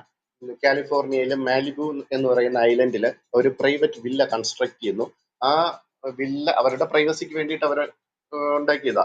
അതിന്റെ പുറകെ നടന്ന ഒരു ഫോട്ടോ ജേർണലിസ്റ്റ് ഒരു ഫോട്ടോ എടുക്കുന്നു, ഓൺലൈൻ പത്രത്തിൽ പബ്ലിഷ് ചെയ്യുന്നു. പിന്നെ അവർ കോടതിയിൽ പോകുന്നു, നാട്ടുകാർ മൊത്തം അറിയുന്നു. അവരെന്താണോ ചെയ്യാൻ ശ്രമിച്ചത് അതിന് ഓപ്പോസിറ്റ് ആയിട്ടുള്ള ഒരു ആക്ഷനാണ് നടന്നത്. അപ്പോൾ അവിടെ ഇത്തരത്തിൽ വാർത്ത അല്ലെങ്കിൽ അവര് എന്തോ ചെയ്യാൻ ഉദ്ദേശിച്ചു അതിന് ഓപ്പോസിറ്റ് ആയിട്ടുള്ള ഒരു കാര്യം നടക്കുകയും ആ വാർത്ത വൈറലായി മാറുകയും ചെയ്തു.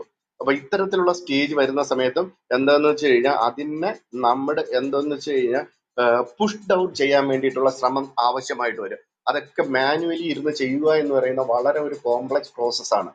അപ്പോ AI വന്നതോടുകൂടി നമുക്ക് ഇത്തരം കാര്യങ്ങൾ ആ കോംപ്ലക്സിറ്റി എലിമിനേറ്റ് ചെയ്യാൻ വേണ്ടിയിട്ട് വളരെ ഈസി ആയിട്ട് അല്ലെങ്കിൽ ഒരു പരിധിക്ക് നമ്മള് ഒരു ഹ്യൂമൻ ബീയിങ് ഒരു സിംഗിൾ പേഴ്സൺ ഇരുന്ന് ചെയ്യുന്നതിനേക്കാൾ ഉപരി മൾട്ടിപ്പിൾ ആൾക്കാരുടെ വർക്ക് എഫേർട്ട് അത് കുറച്ചു തരുന്നുണ്ട്.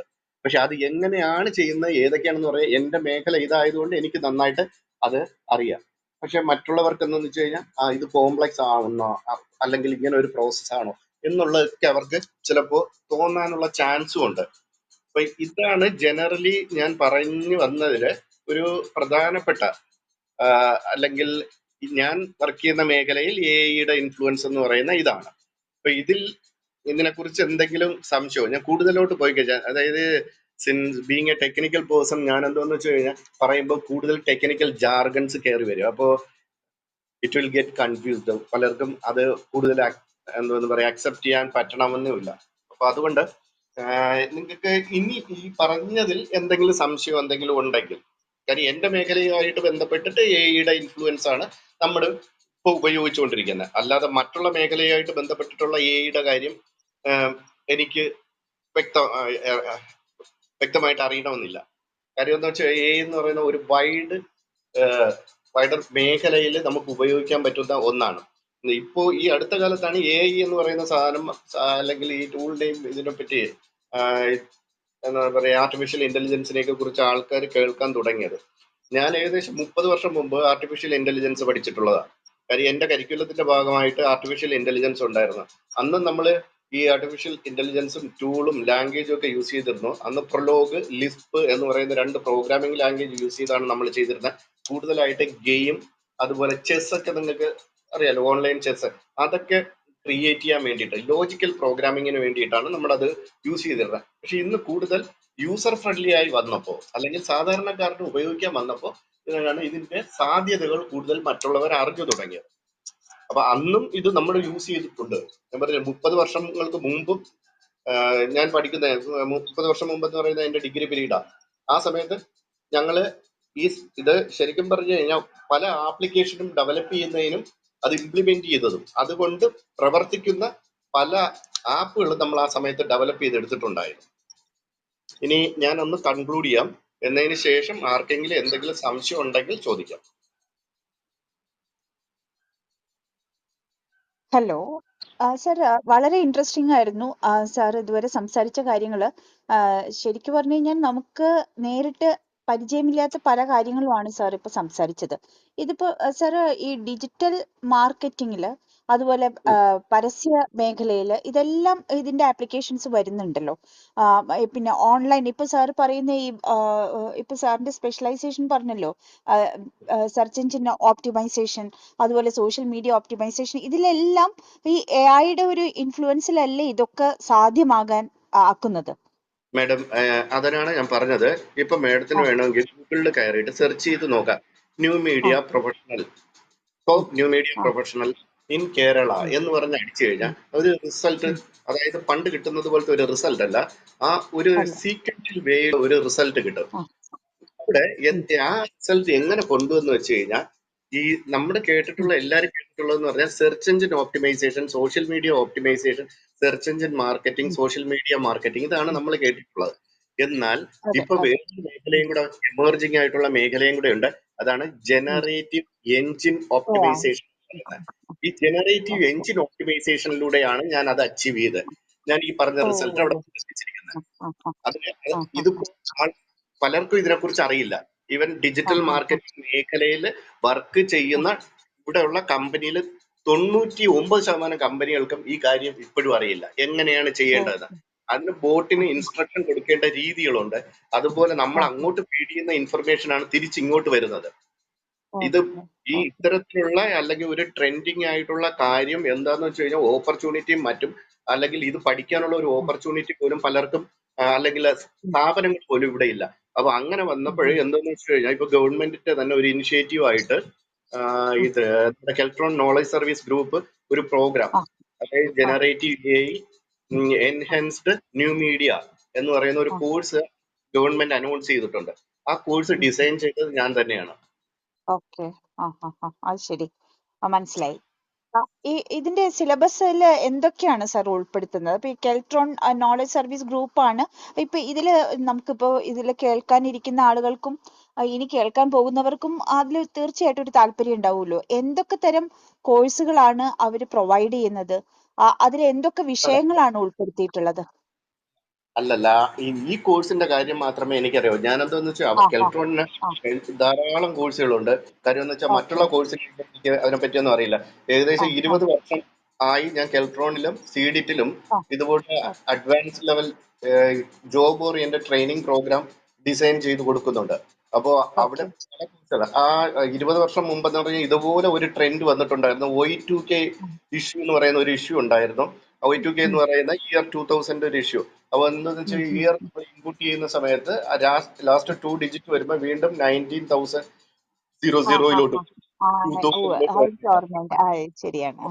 ആ സമയത്ത് എന്താന്ന് വെച്ച് കഴിഞ്ഞാൽ ഇതുപോലെ ഒരു പ്രോഗ്രാം ഡിസൈൻ ചെയ്ത് ഞാൻ കെൽട്രോൺ വഴി ഇംപ്ലിമെന്റ് ചെയ്തിട്ടുണ്ടായിരുന്നു. AMTSC എന്നാണ് കോഴ്സിന്റെ പേര്. Advanced middleware technologies and socket communication എന്നാണ് ആ കോഴ്സിന്റെ പേരായിരുന്നത്. അപ്പൊ അത് ആ സമയത്ത് ഇതുപോലെ ജോലി സാധ്യത, അത് പഠിച്ചിറങ്ങിയ ഒട്ടുമുക്കാൽ പേര് ഇന്ന് ടെക്നോ പാർക്കിനകത്തൊക്കെ മേജർ കമ്പനികൾ നടത്തുന്നുണ്ട്. കുറെ പേര് പുറത്തുപോയി. ഇപ്പൊ ട്രെൻഡ് ഇപ്പോഴും ഇതുപോലെ ജനറേറ്റീവ് എഞ്ചിൻ ഇത് ഈ AI പലയിടത്തും ആവശ്യമുള്ളിടത്തും ആവശ്യമില്ലാത്തടത്തും ഒക്കെ ആൾക്കാർ എടുത്ത് വെച്ച് ഉപയോഗിച്ചുകൊണ്ടിരിക്കുന്ന. പക്ഷെ ഒരു കാര്യം എന്ന് വെച്ചാൽ തൊഴിൽ മേഖല അല്ലെങ്കിൽ തൊഴിൽ സാധ്യതയുള്ളിടത്ത് ഇത് എങ്ങനെ എഫക്റ്റീവ് ആയിട്ട് അപ്ലൈ ചെയ്യാൻ പറ്റും, അത് സ്റ്റുഡൻസിനും അതുപോലെ ജോബ് സീക്കേഴ്സിനും ഒരുപോലെ പ്രയോജനം ചെയ്യുന്ന ഒരു കാര്യമാണ്. അപ്പൊ അത് എങ്ങനെ എഫക്റ്റീവ് ആയിട്ട് അതിലോട്ട് കൊണ്ടുവരാൻ പറ്റും എന്നുള്ളതാണ് ഞാൻ എന്താന്ന് വെച്ച് കഴിഞ്ഞാൽ ഈ പ്രോഗ്രാമിലൂടെ ശരിക്കും അഡ്രസ് ചെയ്യാൻ വേണ്ടിയിട്ട് ഞാൻ ശ്രമിച്ചത്. ഓക്കെ. ഈ കോഴ്സ് എത്ര ഡ്യൂറേഷൻ ഉള്ളതാണ്?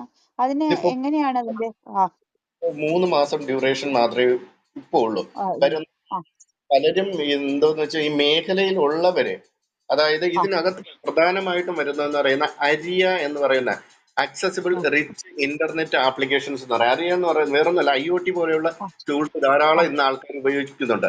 അപ്പൊ ആ, അതുവഴി ഇൻഫർമേഷൻ ലിവറേജ് ചെയ്യുന്ന സമയത്ത് ആ, എങ്ങനെയാണ് ആ ഇൻഫർമേഷൻ കൊണ്ടെത്തിക്കുന്നത്. പിന്നെ വേൾഡിൽ തന്നെ 15% ഡിസബിലിറ്റി ഉള്ള ആൾക്കാർ, ഡിസബിലിറ്റി എന്ന് പറഞ്ഞാൽ കൈ, ആ, കാൽ, ആ, ആ പ്രശ്നമല്ല, ആ, നമ്മുടെ ആ, വിഷ്വൽ, അതുപോലെ തന്നെ നമുക്ക് നമ്മൾ വെബിൽ പല കാര്യങ്ങളും കാണുന്നത് എല്ലാവരും ആക്സസ് ചെയ്യുന്ന ഒരുപോലെ ആയിരിക്കില്ല. അപ്പൊ അതെ. അവർക്ക് എന്താന്ന് വെച്ചാൽ ഈ ഇൻഫർമേഷൻ ഒരുപോലെ അത് ഉം, റെസ്പോൺസീവ് ആയിട്ടുള്ള രീതിയിൽ ഇൻഫർമേഷൻ ലിവറേജ് ചെയ്ത് കഴിഞ്ഞാൽ മാത്രമേ മാക്സിമം ആ, റിസൾട്ട് കിട്ടുള്ളൂ. അതാണ് ഈ ആ, അരിയ ആ, മോഡൽ എന്ന് പറയുന്നത്. ആ, പിന്നെ ആ, ആ, അതുപോലെ ഈ അതിൻ്റെ അകത്ത് വേറൊരു പ്രത്യേകതയാണ് ജനറേറ്റീവ് എഞ്ചിൻ ഓപ്റ്റിമൈസേഷൻ. ആ, പിന്നെ ആ, ഇപ്പൊ നമുക്ക് എല്ലാവർക്കും അറിയാം, ഇത് ആ, ഇത് വ്ളോഗേഴ്സ് നമ്മൾ ധാരാളം കേട്ടിട്ടുണ്ട് യൂട്യൂബിലും മറ്റുമൊക്കെ. ആ, പക്ഷേ ആ, ബ്ലോഗിംഗ് എന്ന് പറയുന്നത് കുറെ നാളുകൊണ്ട് നിലനിൽക്കുന്നുണ്ടെങ്കിൽ ഈ ബ്ലോഗിങ്ങിലൂടെ ആൾക്കാർ അധികം എന്താന്ന് പറയും ആ, മോണിറ്ററി ബെനിഫിറ്റോ ഒന്നും കിട്ടുന്നില്ല. അവിടെ ആ, ബ്ലോഗ് എന്ന് പറഞ്ഞാൽ നമുക്ക് ക്രിയേറ്റീവ് ആയിട്ടുള്ള സ്കിൽ എഴുതാനോ വരയ്ക്കാനോ അങ്ങനെ എന്തെങ്കിലും ഉം, ഉണ്ടെങ്കിൽ അവിടെയൊക്കെ ഉം, നമുക്ക് എന്താന്ന് വെച്ച് കഴിഞ്ഞാൽ ഈ എയുടെ സഹായത്തോടു കൂടി നമ്മുടെ കൂടുതൽ ഓഡിയൻസിലോട്ട് ഇൻഫർമേഷൻ കൊണ്ടെത്തിച്ച് നമുക്ക് മോണിറ്റൈസ് ചെയ്ത് നമുക്ക് കാശ് ഉണ്ടാക്കാൻ പറ്റും. വീട്ടിലിരുന്ന് തന്നെ ഉം, ചെയ്യാൻ പറ്റുന്ന കാര്യമാണ്. അപ്പൊ അതും ഉം, ഈ പ്രോഗ്രാമിന്റെ പാർട്ടാ. പിന്നെ ഉം, ഞാൻ ഉം, അതുപോലെ പറഞ്ഞ വേറൊരു കാര്യം എന്ന് വെച്ച് കഴിഞ്ഞാൽ ഓൺലൈൻ ആ, പബ്ലിക് റിലേഷൻസ് എന്ന് പറഞ്ഞ പലരും കേട്ടിട്ടുണ്ട്. എന്നാൽ ആ, അതിന്റെ ഒരു പുതിയ തലത്തിലോട്ട് നമ്മൾ മാറി. അതിനെയാണ് കമ്മ്യൂണിറ്റി മാനേജ്മെന്റ് എന്ന് പറയുന്നത്. Community okay. മാനേജ്മെന്റ് എന്ന് പറയുന്നത് മെറ്റ അതിന് വേണ്ടിയിട്ടുള്ള ഒരു പ്രോഗ്രാം തന്നെ ഡിസൈൻ ചെയ്തിട്ടുണ്ട്. കമ്മ്യൂണിറ്റി ആ, ആ, ആ, മാനേജ്മെന്റ് കമ്മ്യൂണിറ്റിയിൽ നമ്മൾ ഒരാളുമായിട്ട് ഇന്ററാക്ട് ചെയ്യുമ്പോൾ ഉം, അവിടെ ഉം, സ്വീകരിക്കേണ്ടതായിട്ടുള്ള ചില അതായത് ആ, ഒരു കോണ്ടന്റ് എങ്ങനെ ക്രിയേറ്റ് ചെയ്യണം, എങ്ങനെ ലിവറേജ് ചെയ്യണം, റൂൾസ്, ഓ, റെഗുലേഷൻ, കണ്ടന്റ് സ്ട്രാറ്റജി എങ്ങനെയാണ്, ഫ്രെയിമിംഗ് ഓക്കെ. മെക്കാനിസം, അത് എങ്ങനെ ചെയ്യുന്ന കൺസിസ്റ്റൻസി പ്രിൻസിപ്പിൾ, അതുപോലെ ഫുട്ട് ഇൻ ദി ഉം, ഡോർ മെത്തേഡ്, കുറെ സൈക്കോമെട്രിക് ആട്രിബ്യൂട്ട്സ് എന്ന് പറയാം. ഓ, അതുപോലെ ഓ, ഓ, അവൈലബിലിറ്റി, അതായത് ഒരാൾ സെർച്ച് ചെയ്യുന്ന സമയത്ത് തന്നെ ഇൻഫർമേഷൻ കൊണ്ടെത്തിക്കാൻ പറ്റണം. അതിനെ അവൈലബിലിറ്റി ഹ്യൂറിസ്റ്റിക് എന്ന് പറയും. ആ, പിന്നെ അതുപോലെ ചിലപ്പോഴെന്ന് പറയുന്നത് നമ്മൾ ഇട്ടുപോയ ചില ഇൻഫർമേഷൻ എന്ന് പറയുന്നത്, അല്ലെങ്കിൽ നമ്മളെ പറ്റി എന്തെങ്കിലും മോശമായിട്ട് വരുന്ന സമയത്ത് നമ്മൾ പെട്ടെന്ന് നമുക്കുണ്ടാവുന്ന ഫീലും മറ്റുമൊക്കെ ഉണ്ട്. ആ, അതൊക്കെ ഒരു ആ, ആ, സൈക്കോമെട്രിക് തലങ്ങളാ. അതിനെ ലോസ് ആ, അവേർഷൻ എന്നൊക്കെ പറയും. അതൊക്കെ കുറെ കോംപ്ലക്സ് ആയിട്ടുള്ള മേഖലയാണ്. ആ, അപ്പൊ ഓക്കെ. അതൊക്കെ എങ്ങനെ ചെയ്യണം, ഇവിടെയൊക്കെ നമുക്ക് എന്തെന്ന് വെച്ച് കഴിഞ്ഞാൽ ഈ AI ആ, ഇന്റഗ്രേറ്റ് ചെയ്ത് നമുക്ക് ചെയ്തു പോകാൻ പറ്റും. ഉം, ഉം, ഉം, മനസ്സിലായി. ആ, ഞാൻ ഇത് പറയും, ഇതിന്റെ ടെക്നിക്കൽ പറഞ്ഞു, ഇതെന്ന് പറയുന്ന ഒരു വാസ്റ്റ് ടോപ്പിക്. ഒരാഴ്ച ഇരുന്ന് കഴിഞ്ഞാലും നമുക്ക് ഫുൾ ആ, ഡേ ഇരുന്ന് കഴിഞ്ഞാലും തീർക്കാൻ പറ്റില്ല. ആ, അല്ലേ, ഇത് വളരെ ഇൻട്രസ്റ്റിംഗ് ആയിട്ടുള്ളൊരു ഇതാണ്. എന്ന് വെച്ചിട്ടുണ്ടെങ്കിൽ കോമൺ മാനെ സംബന്ധിച്ചിടത്തോളം നമുക്ക് ഇത് അറിയണം എന്നില്ല. പക്ഷേ ഇത് ഇപ്പൊ സാറ് പറഞ്ഞത് ഈ പ്രോംപ്റ്റിംഗ് കറക്റ്റ് ആയിട്ട് പ്രോംപ്റ്റ് ചെയ്താൽ മാത്രമേ നമുക്ക് അതിന്റെ ആവശ്യമുള്ള ഒരു ഇതിലേക്ക് എത്താൻ പറ്റുള്ളൂ എന്നുള്ളതാണ്. അപ്പോൾ ആ ആ, പ്രോംപ്റ്റ് ചെയ്യുന്നത് എങ്ങനെ വേണം എന്നുള്ളതിനെ സംബന്ധിച്ച് കൃത്യമായിട്ടുള്ള ഒരു ധാരണ ഉണ്ടാക്കുക എന്നുള്ളതും വളരെ പ്രധാനമാണല്ലോ. ഇത് പ്രധാനമാണ്. അതെ. ഉം.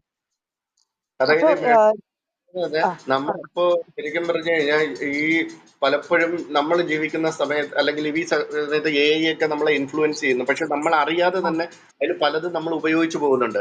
ഈ ആ, റോബർട്ട് ലിൻഡ് എന്ന് പറയുന്ന ഒരു ഫേമസ് ആയിട്ടുള്ള റൈറ്റർ ഉണ്ട്. അയാൾ ഒരു ദി സൈലൻസ് എന്ന് ആ, പറയുന്ന ഒരു ബുക്കിൽ എഴുതിയിട്ടുള്ള ഒരു കാര്യമാണ്. അയാൾ പറഞ്ഞിട്ടുള്ളത് പറയുന്നത് ഉം, moderns generally fails to understand modernity എന്ന് പറയും. അതായത് ഉം, മോഡേൺ ആയിട്ടുള്ള ആൾക്കാർ മോഡേണിറ്റി എന്തെന്ന് മനസ്സിലാക്കുന്നത് ഫെയിലുവർ ആണ് എന്ന് പറഞ്ഞാൽ ആ, അതിന് അർത്ഥം ഇത് മാത്രമേ ഉള്ളൂ. നമ്മളിപ്പോ നാട്ടിൻ പുറത്തുനിന്ന് നമ്മളെ സിറ്റിയിലോട്ട് വരുന്ന ഒരു തനി വില്ലേജുകാരൻ, അയാള് ഉം, നമ്മുടെ ഇവിടെയൊക്കെ നമ്മുടെ സിറ്റിയിലൊക്കെ വരുന്ന സമയത്ത് നമ്മുടെ ഇപ്പോഴുള്ള പുതിയ പിള്ളേരുണ്ടല്ലോ, ഫ്രീക്കന്മാര്, ആ, മോഡൽ.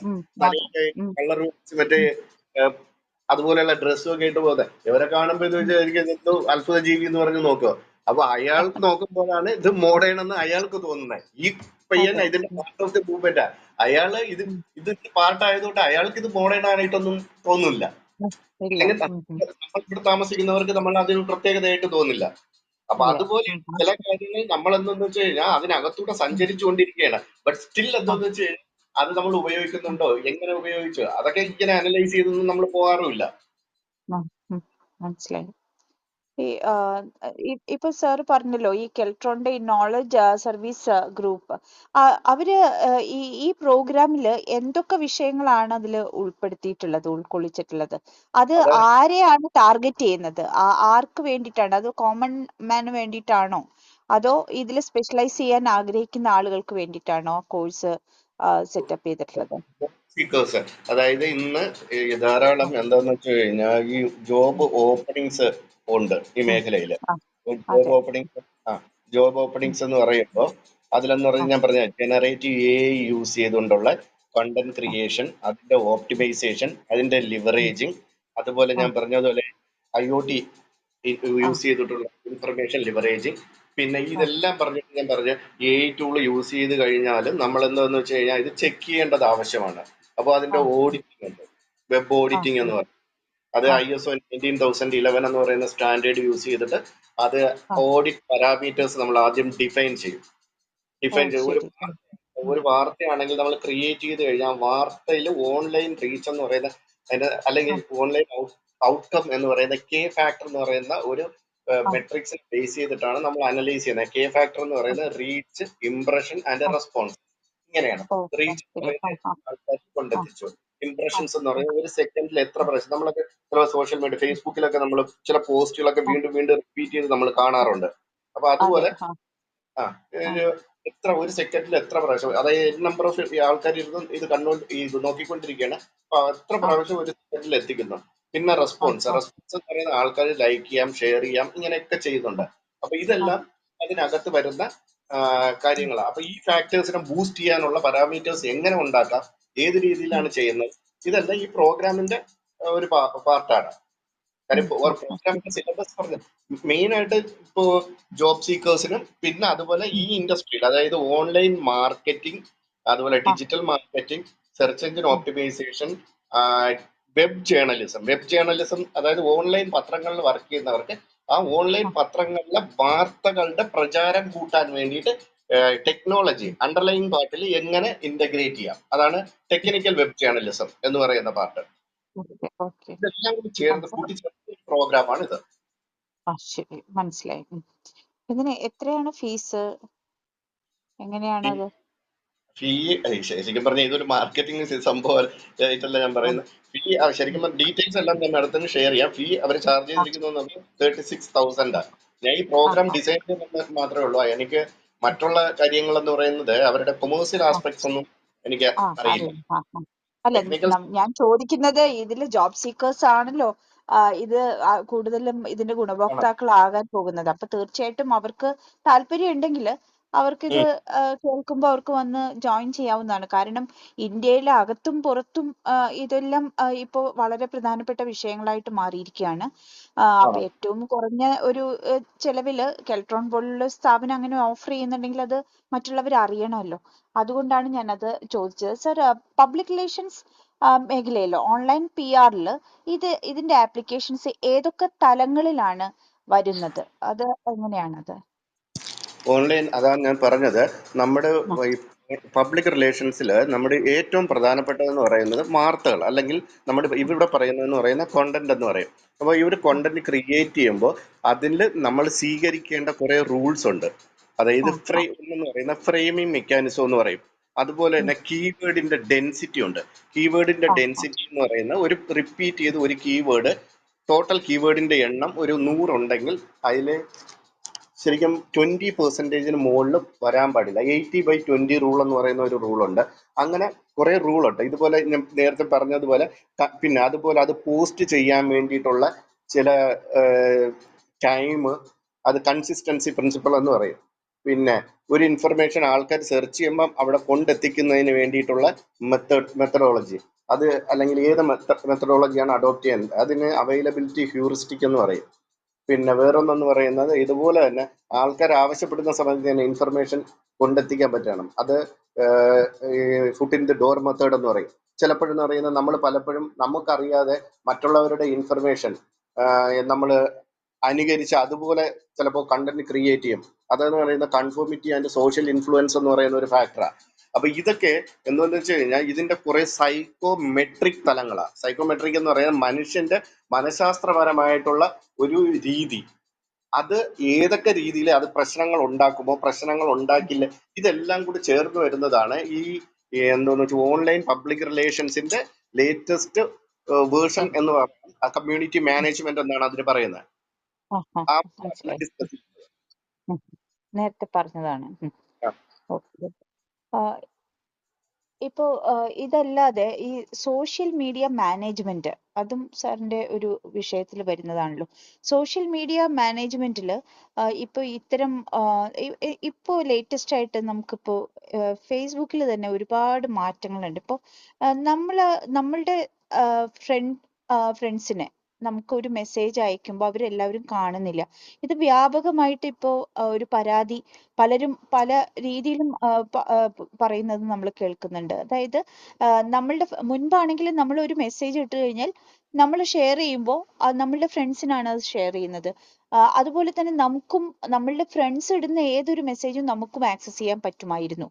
അല്ലെങ്കിൽ അത് നമ്മളുടെ പേജിലേക്ക് വരും. പക്ഷെ ഇപ്പൊ അത് സംഭവിക്കുന്നില്ല. അത് എന്തുകൊണ്ടാണ് ഇത്തരം മാറ്റങ്ങൾ ഉണ്ടാവുന്നത്? ഈ ഫേസ്ബുക്കിന്റെ ഇത് വൈറലായിട്ട് കാണുന്ന ഒരു സംഭവമാണ് നിങ്ങളുടെ ഫ്രണ്ട്സും, അതായത് ഫേസ്ബുക്കിന്റെ അൽഗോരിതത്തിൽ വന്ന ചേഞ്ച് കൊണ്ട്, അതായത് ഇപ്പൊ നിങ്ങളുടെ ഫ്രണ്ട് സർക്കിളിലുള്ള കുറച്ച് പേർക്ക് മാത്രമേ കാണാൻ പറ്റുന്നുള്ളൂ.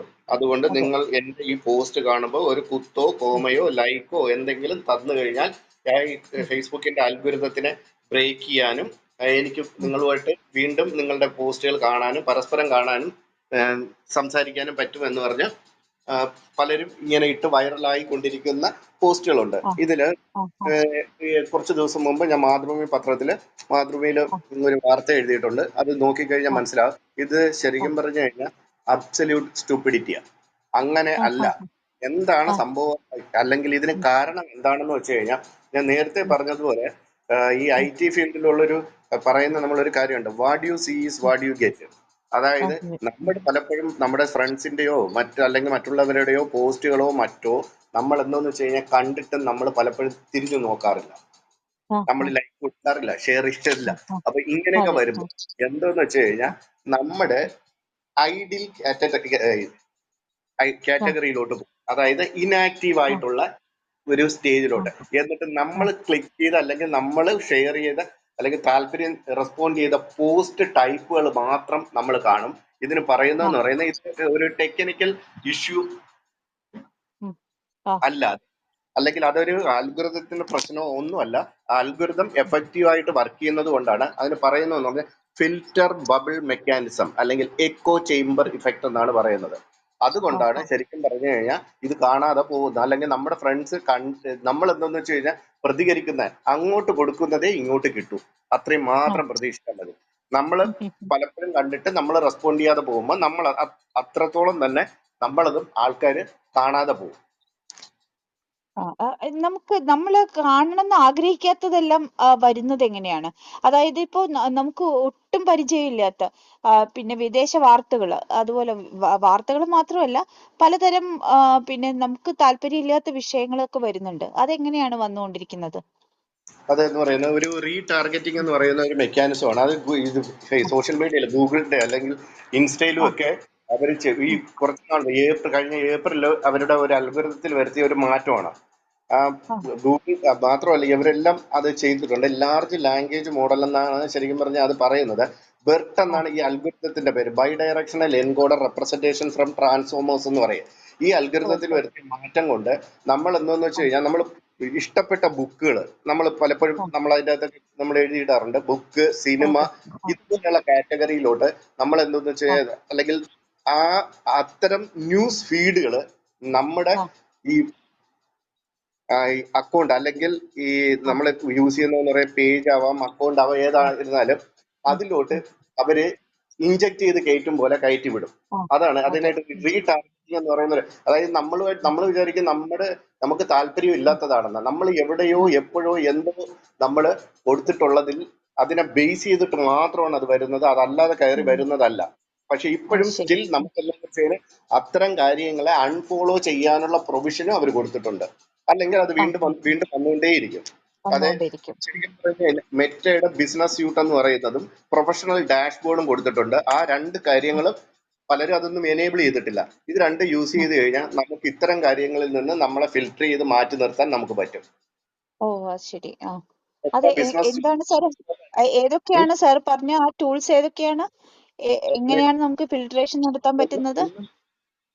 ഒന്ന് മെറ്റ ബിസിനസ് സ്യൂട്ട്, പിന്നെ പ്രൊഫഷണൽ ഡാഷ്ബോർഡ് എന്ന് പറയുന്നത്. അത് രണ്ടും അതിനകത്തോട്ട് പാർട്ടായിട്ട് ഇന്റഗ്രേറ്റ് ചെയ്തിരിക്കുന്ന ഒരു എന്താ പറയാ രണ്ട് ടൂൾ അതിനകത്ത് തന്നെ അവൈലബിൾ ആണ്. ഓക്കെ ഓക്കെ ഓക്കെ ശരി. സാറ് ഈ ആസ്ട്രോ ടർഫിംഗ് എന്നുള്ള ഒരു ടേം യൂസ് ചെയ്തല്ലോ, അതായത് അൺവാണ്ടഡ് ആയിട്ടുള്ള കാര്യങ്ങളെ റിമൂവ് ചെയ്യുന്ന ഒരു പ്രോസസ്സാണ്. ഇതുപോലെ തന്നെ ഇപ്പോൾ പുതിയ ഒരു ഇത് ഉണ്ട് എന്ന് വെച്ചിട്ടുണ്ടെങ്കിൽ, നമുക്ക് ഈ സൈബർ ലോകത്ത് അനാവശ്യമായിട്ടുള്ള ഒരുപാട് ഡാറ്റ വന്ന് കിടക്കുകയാണ്. അപ്പോൾ അതിനെ പൊല്യൂട്ട് ചെയ്തുകൊണ്ടിരിക്കുക. അപ്പൊ ഈ ഒരു പൊല്യൂഷൻ, അതിന്റെ വേസ്റ്റ് ഡിസ്പോസൽ, അങ്ങനെ ഒരു പ്രോഗ്രാം നടക്കുന്നുണ്ടെന്ന് കേൾക്കുന്നു. അതിനെ പറ്റിയിട്ട് എന്തെങ്കിലും പറയാൻ സാധിക്കുമോ? എവിടെ വന്ന് കിടക്കുന്ന കാര്യമാണ് പറയുന്നത്? സൈബർ നമ്മളുടെ സൈബർ സ്പേസിൽ അനാവശ്യമായിട്ട് ഇപ്പം ഒരു മൊബൈൽ ഫോണിൽ ആണെങ്കിൽ പോലും നമ്മൾ ഈ സൈബർ വേസ്റ്റ് എന്ന് പറയുന്ന ഒരു ഇതുണ്ടല്ലോ. അപ്പോൾ അതിനെ നമ്മൾ ഒഴിവാക്കുക എന്നുള്ളത് ഒരു പുതിയ ഒരു സംഗതിയാണല്ലോ. അതിനെ സൈബർ എൻവയോൺമെന്റിനെ ക്ലിയർ ചെയ്യുക. ഇങ്ങനത്തെ ഒരു പ്രോസസ്സ് ഇപ്പൊ നടക്കുന്നുണ്ടോ യഥാർത്ഥത്തില്? അങ്ങനെ പറഞ്ഞു കേൾക്കുന്നു. അത് ശരിയാണ്. നടന്നുകൊണ്ടിരിക്കുന്നുണ്ട്. ഗൂഗിളിന്റെ ഏകദേശം 40ഓളം അൽഗോരിതം ഉണ്ട്. അതായത് ഡേറ്റ ഫിൽറ്ററിങ്ങും അതുപോലെ ഡേറ്റ എന്താ പറയാ പ്യൂരിഫൈ ചെയ്യുന്നതും ഒരു ആയിട്ടുള്ള പ്രോസസ്സാണ്. അവര് കുറെ അധികം അൽഗോരിതംസ് ഇങ്ങനെ ക്രിയേറ്റ് ചെയ്തിട്ടുണ്ട്. പാണ്ട, പെൻഗിൻ, ഇങ്ങനെയൊക്കെയുള്ള കുറെ, അതുപോലെ ഇൻഡെക്സിങ്ങിന് ആവശ്യമായിട്ടുള്ള, അതായത് റൈറ്റ് ഇൻഫർമേഷൻ ആൾക്കാരിൽ കൊണ്ടെത്തിക്കാനുള്ള പ്രോസസ്സ്. അതായത് ദിനം പ്രതി ഡേറ്റയുടെ എണ്ണം ഇങ്ങനെ കൂടിക്കൊണ്ടിരിക്കുകയാണ്. അപ്പൊ എന്താന്ന് വെച്ച് കഴിഞ്ഞാൽ ഇതിൽ നിന്ന് ആവശ്യമായിട്ടുള്ളതിനെ ഫിൽട്ടർ ചെയ്ത് സെഗ്മെന്റ് ചെയ്ത് മാറ്റണം. അതൊരു കോംപ്ലക്സ് ആയിട്ടുള്ള ഒരു മെക്കാനിസമാണ്. അതുകൊണ്ട് മാത്രമാണ് അവരിപ്പോ എന്ന് വെച്ചാൽ ലാർജ് ലാംഗ്വേജ് മോഡൽ എന്ന് പറയുന്ന ഒരു മോഡൽ കൊണ്ടുവന്നത്. ആ മോഡലിനകത്ത് നിന്നാണ് വർക്ക് ചെയ്തുകൊണ്ടിരിക്കുന്നത്. അപ്പൊ അത് വരുമ്പോഴെന്ന് വെച്ചാൽ നമ്മുടെ ഒരു സൈഡിൽ നിന്ന് നമ്മൾ റിമൂവ് ചെയ്തുകൊണ്ടിരിക്കുമ്പോൾ ഇതൊരു കാര്യം എന്ന് വെച്ചാൽ മാഡം ഉദ്ദേശിക്കുന്നത് പോലെ ഒരു സുപ്രഭാതത്തിൽ മാറ്റിക്കൊണ്ടുപോകാൻ പറ്റില്ല. നമ്മുടെ പലപ്പോഴും കാണാറുള്ള ഒരു കാര്യമുണ്ട്. നിങ്ങൾ നോക്കിക്കഴിഞ്ഞാൽ ഈ മറ്റേ ബാക്ക് വാട്ടേഴ്സിലൊക്കെ കണ്ടിട്ടില്ലേ, ഈ കുളവാഴയും ആഫ്രിക്കൻ പായലും ഒക്കെ വളർന്നു കയറുന്നത്. ഒരു സൈഡിൽ നിന്ന് റിമൂവ് ചെയ്ത് മറ്റേ സൈഡിൽ നിന്ന് വീണ്ടും കയറി വരും.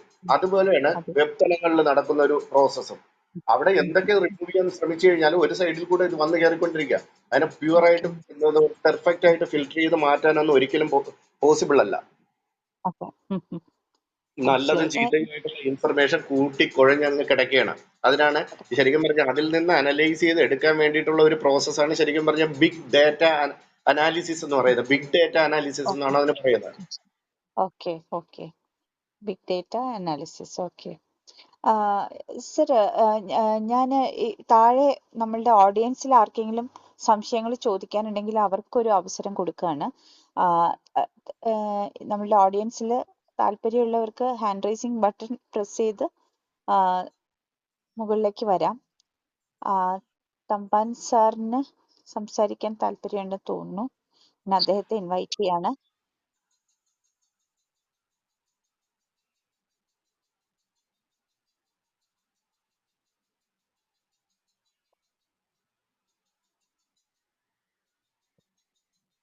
സാറിന് ഇൻവൈറ്റ് അയക്കാൻ പറ്റുന്നില്ല.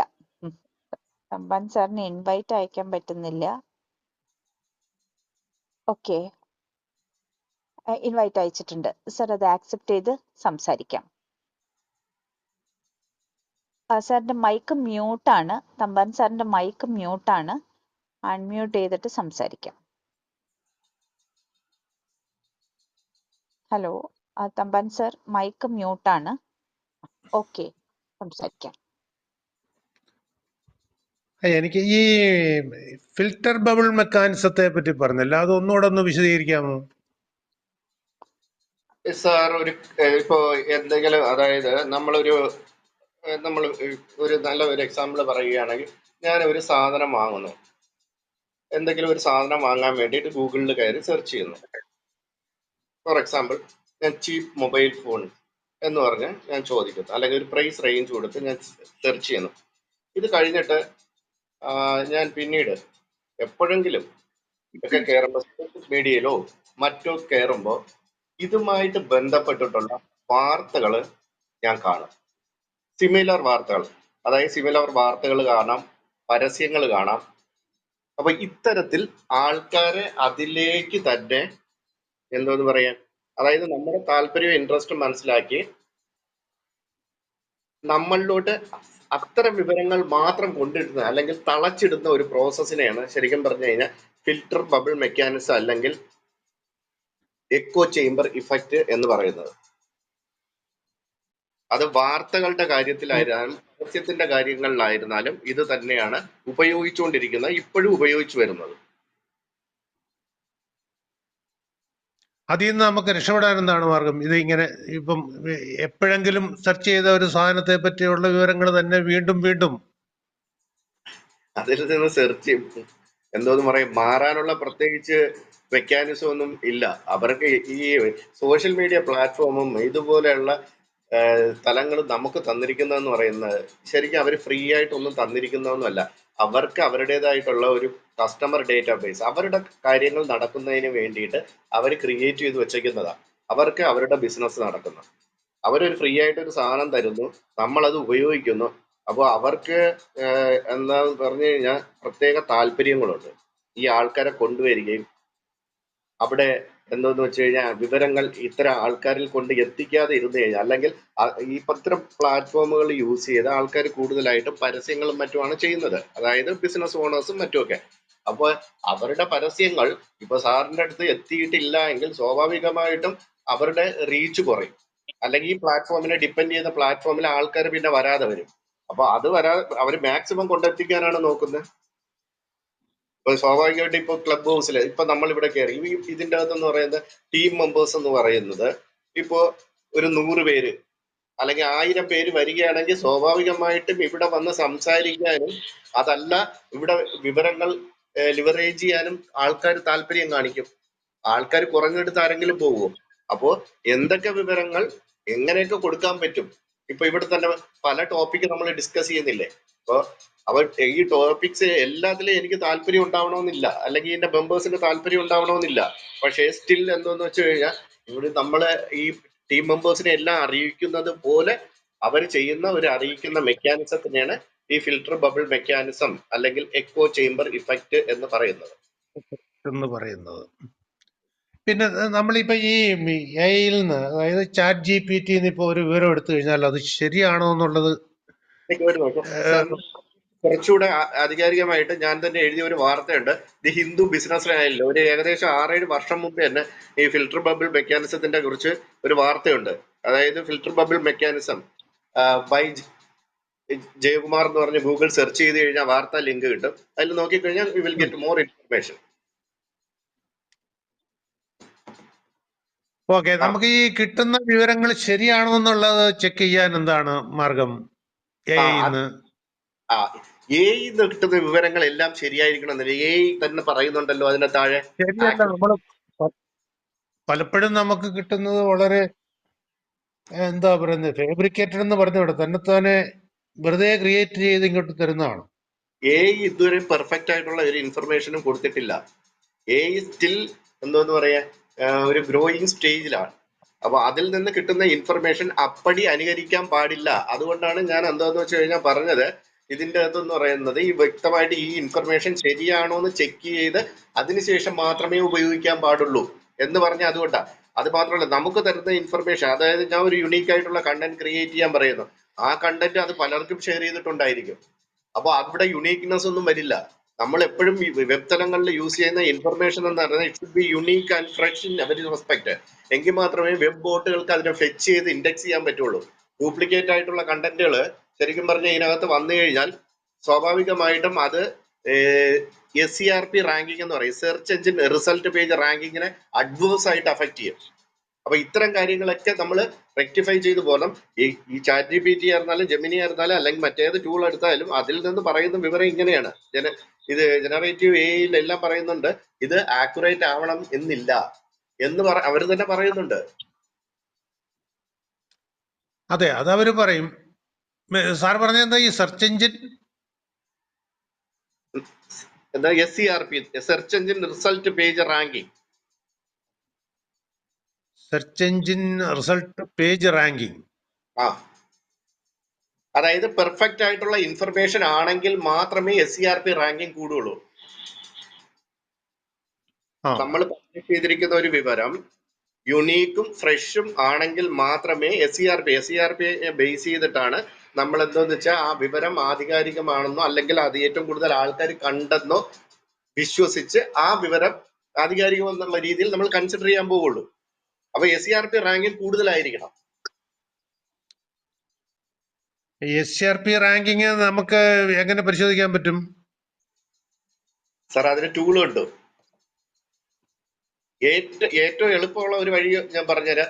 സൈറ്റ് കോളൻ, ഇപ്പൊ ഒരു വെബ്സൈറ്റിനകത്തുള്ള ഇൻഫർമേഷൻ അതിന്റെ SERP റാങ്കിങ് അല്ലെങ്കിൽ ഇൻഡെക്സ് സ്റ്റാറ്റസ് എത്രത്തോളം ഉണ്ടെന്ന് അറിയാൻ വേണ്ടി ടൂൾ ഒന്ന് യൂസ് ചെയ്യാൻ ചെക്ക് ചെയ്യാൻ പറ്റും. സൈറ്റ് ഒന്ന് അടിച്ചിട്ട് കോളൻ എന്ന് അടിക്കുക, എന്നിട്ട് www.http ഇതെല്ലാം കളഞ്ഞിട്ട് ഡൊമൈൻ പേജ് സ്റ്റാർട്ട് ചെയ്യുന്ന തുടങ്ങി, അതായത് യുവർ ഡൊമൈൻ .com എന്നോ .in എന്നോ എന്താണുള്ളത് അത് അടിച്ചു കൊടുത്തു കഴിഞ്ഞാൽ അത് ആ സൈറ്റിന്റെ ഇൻഡെക്സ് അല്ലെങ്കിൽ SERP സ്റ്റാറ്റസ് അതിൽ നിന്ന് കിട്ടും.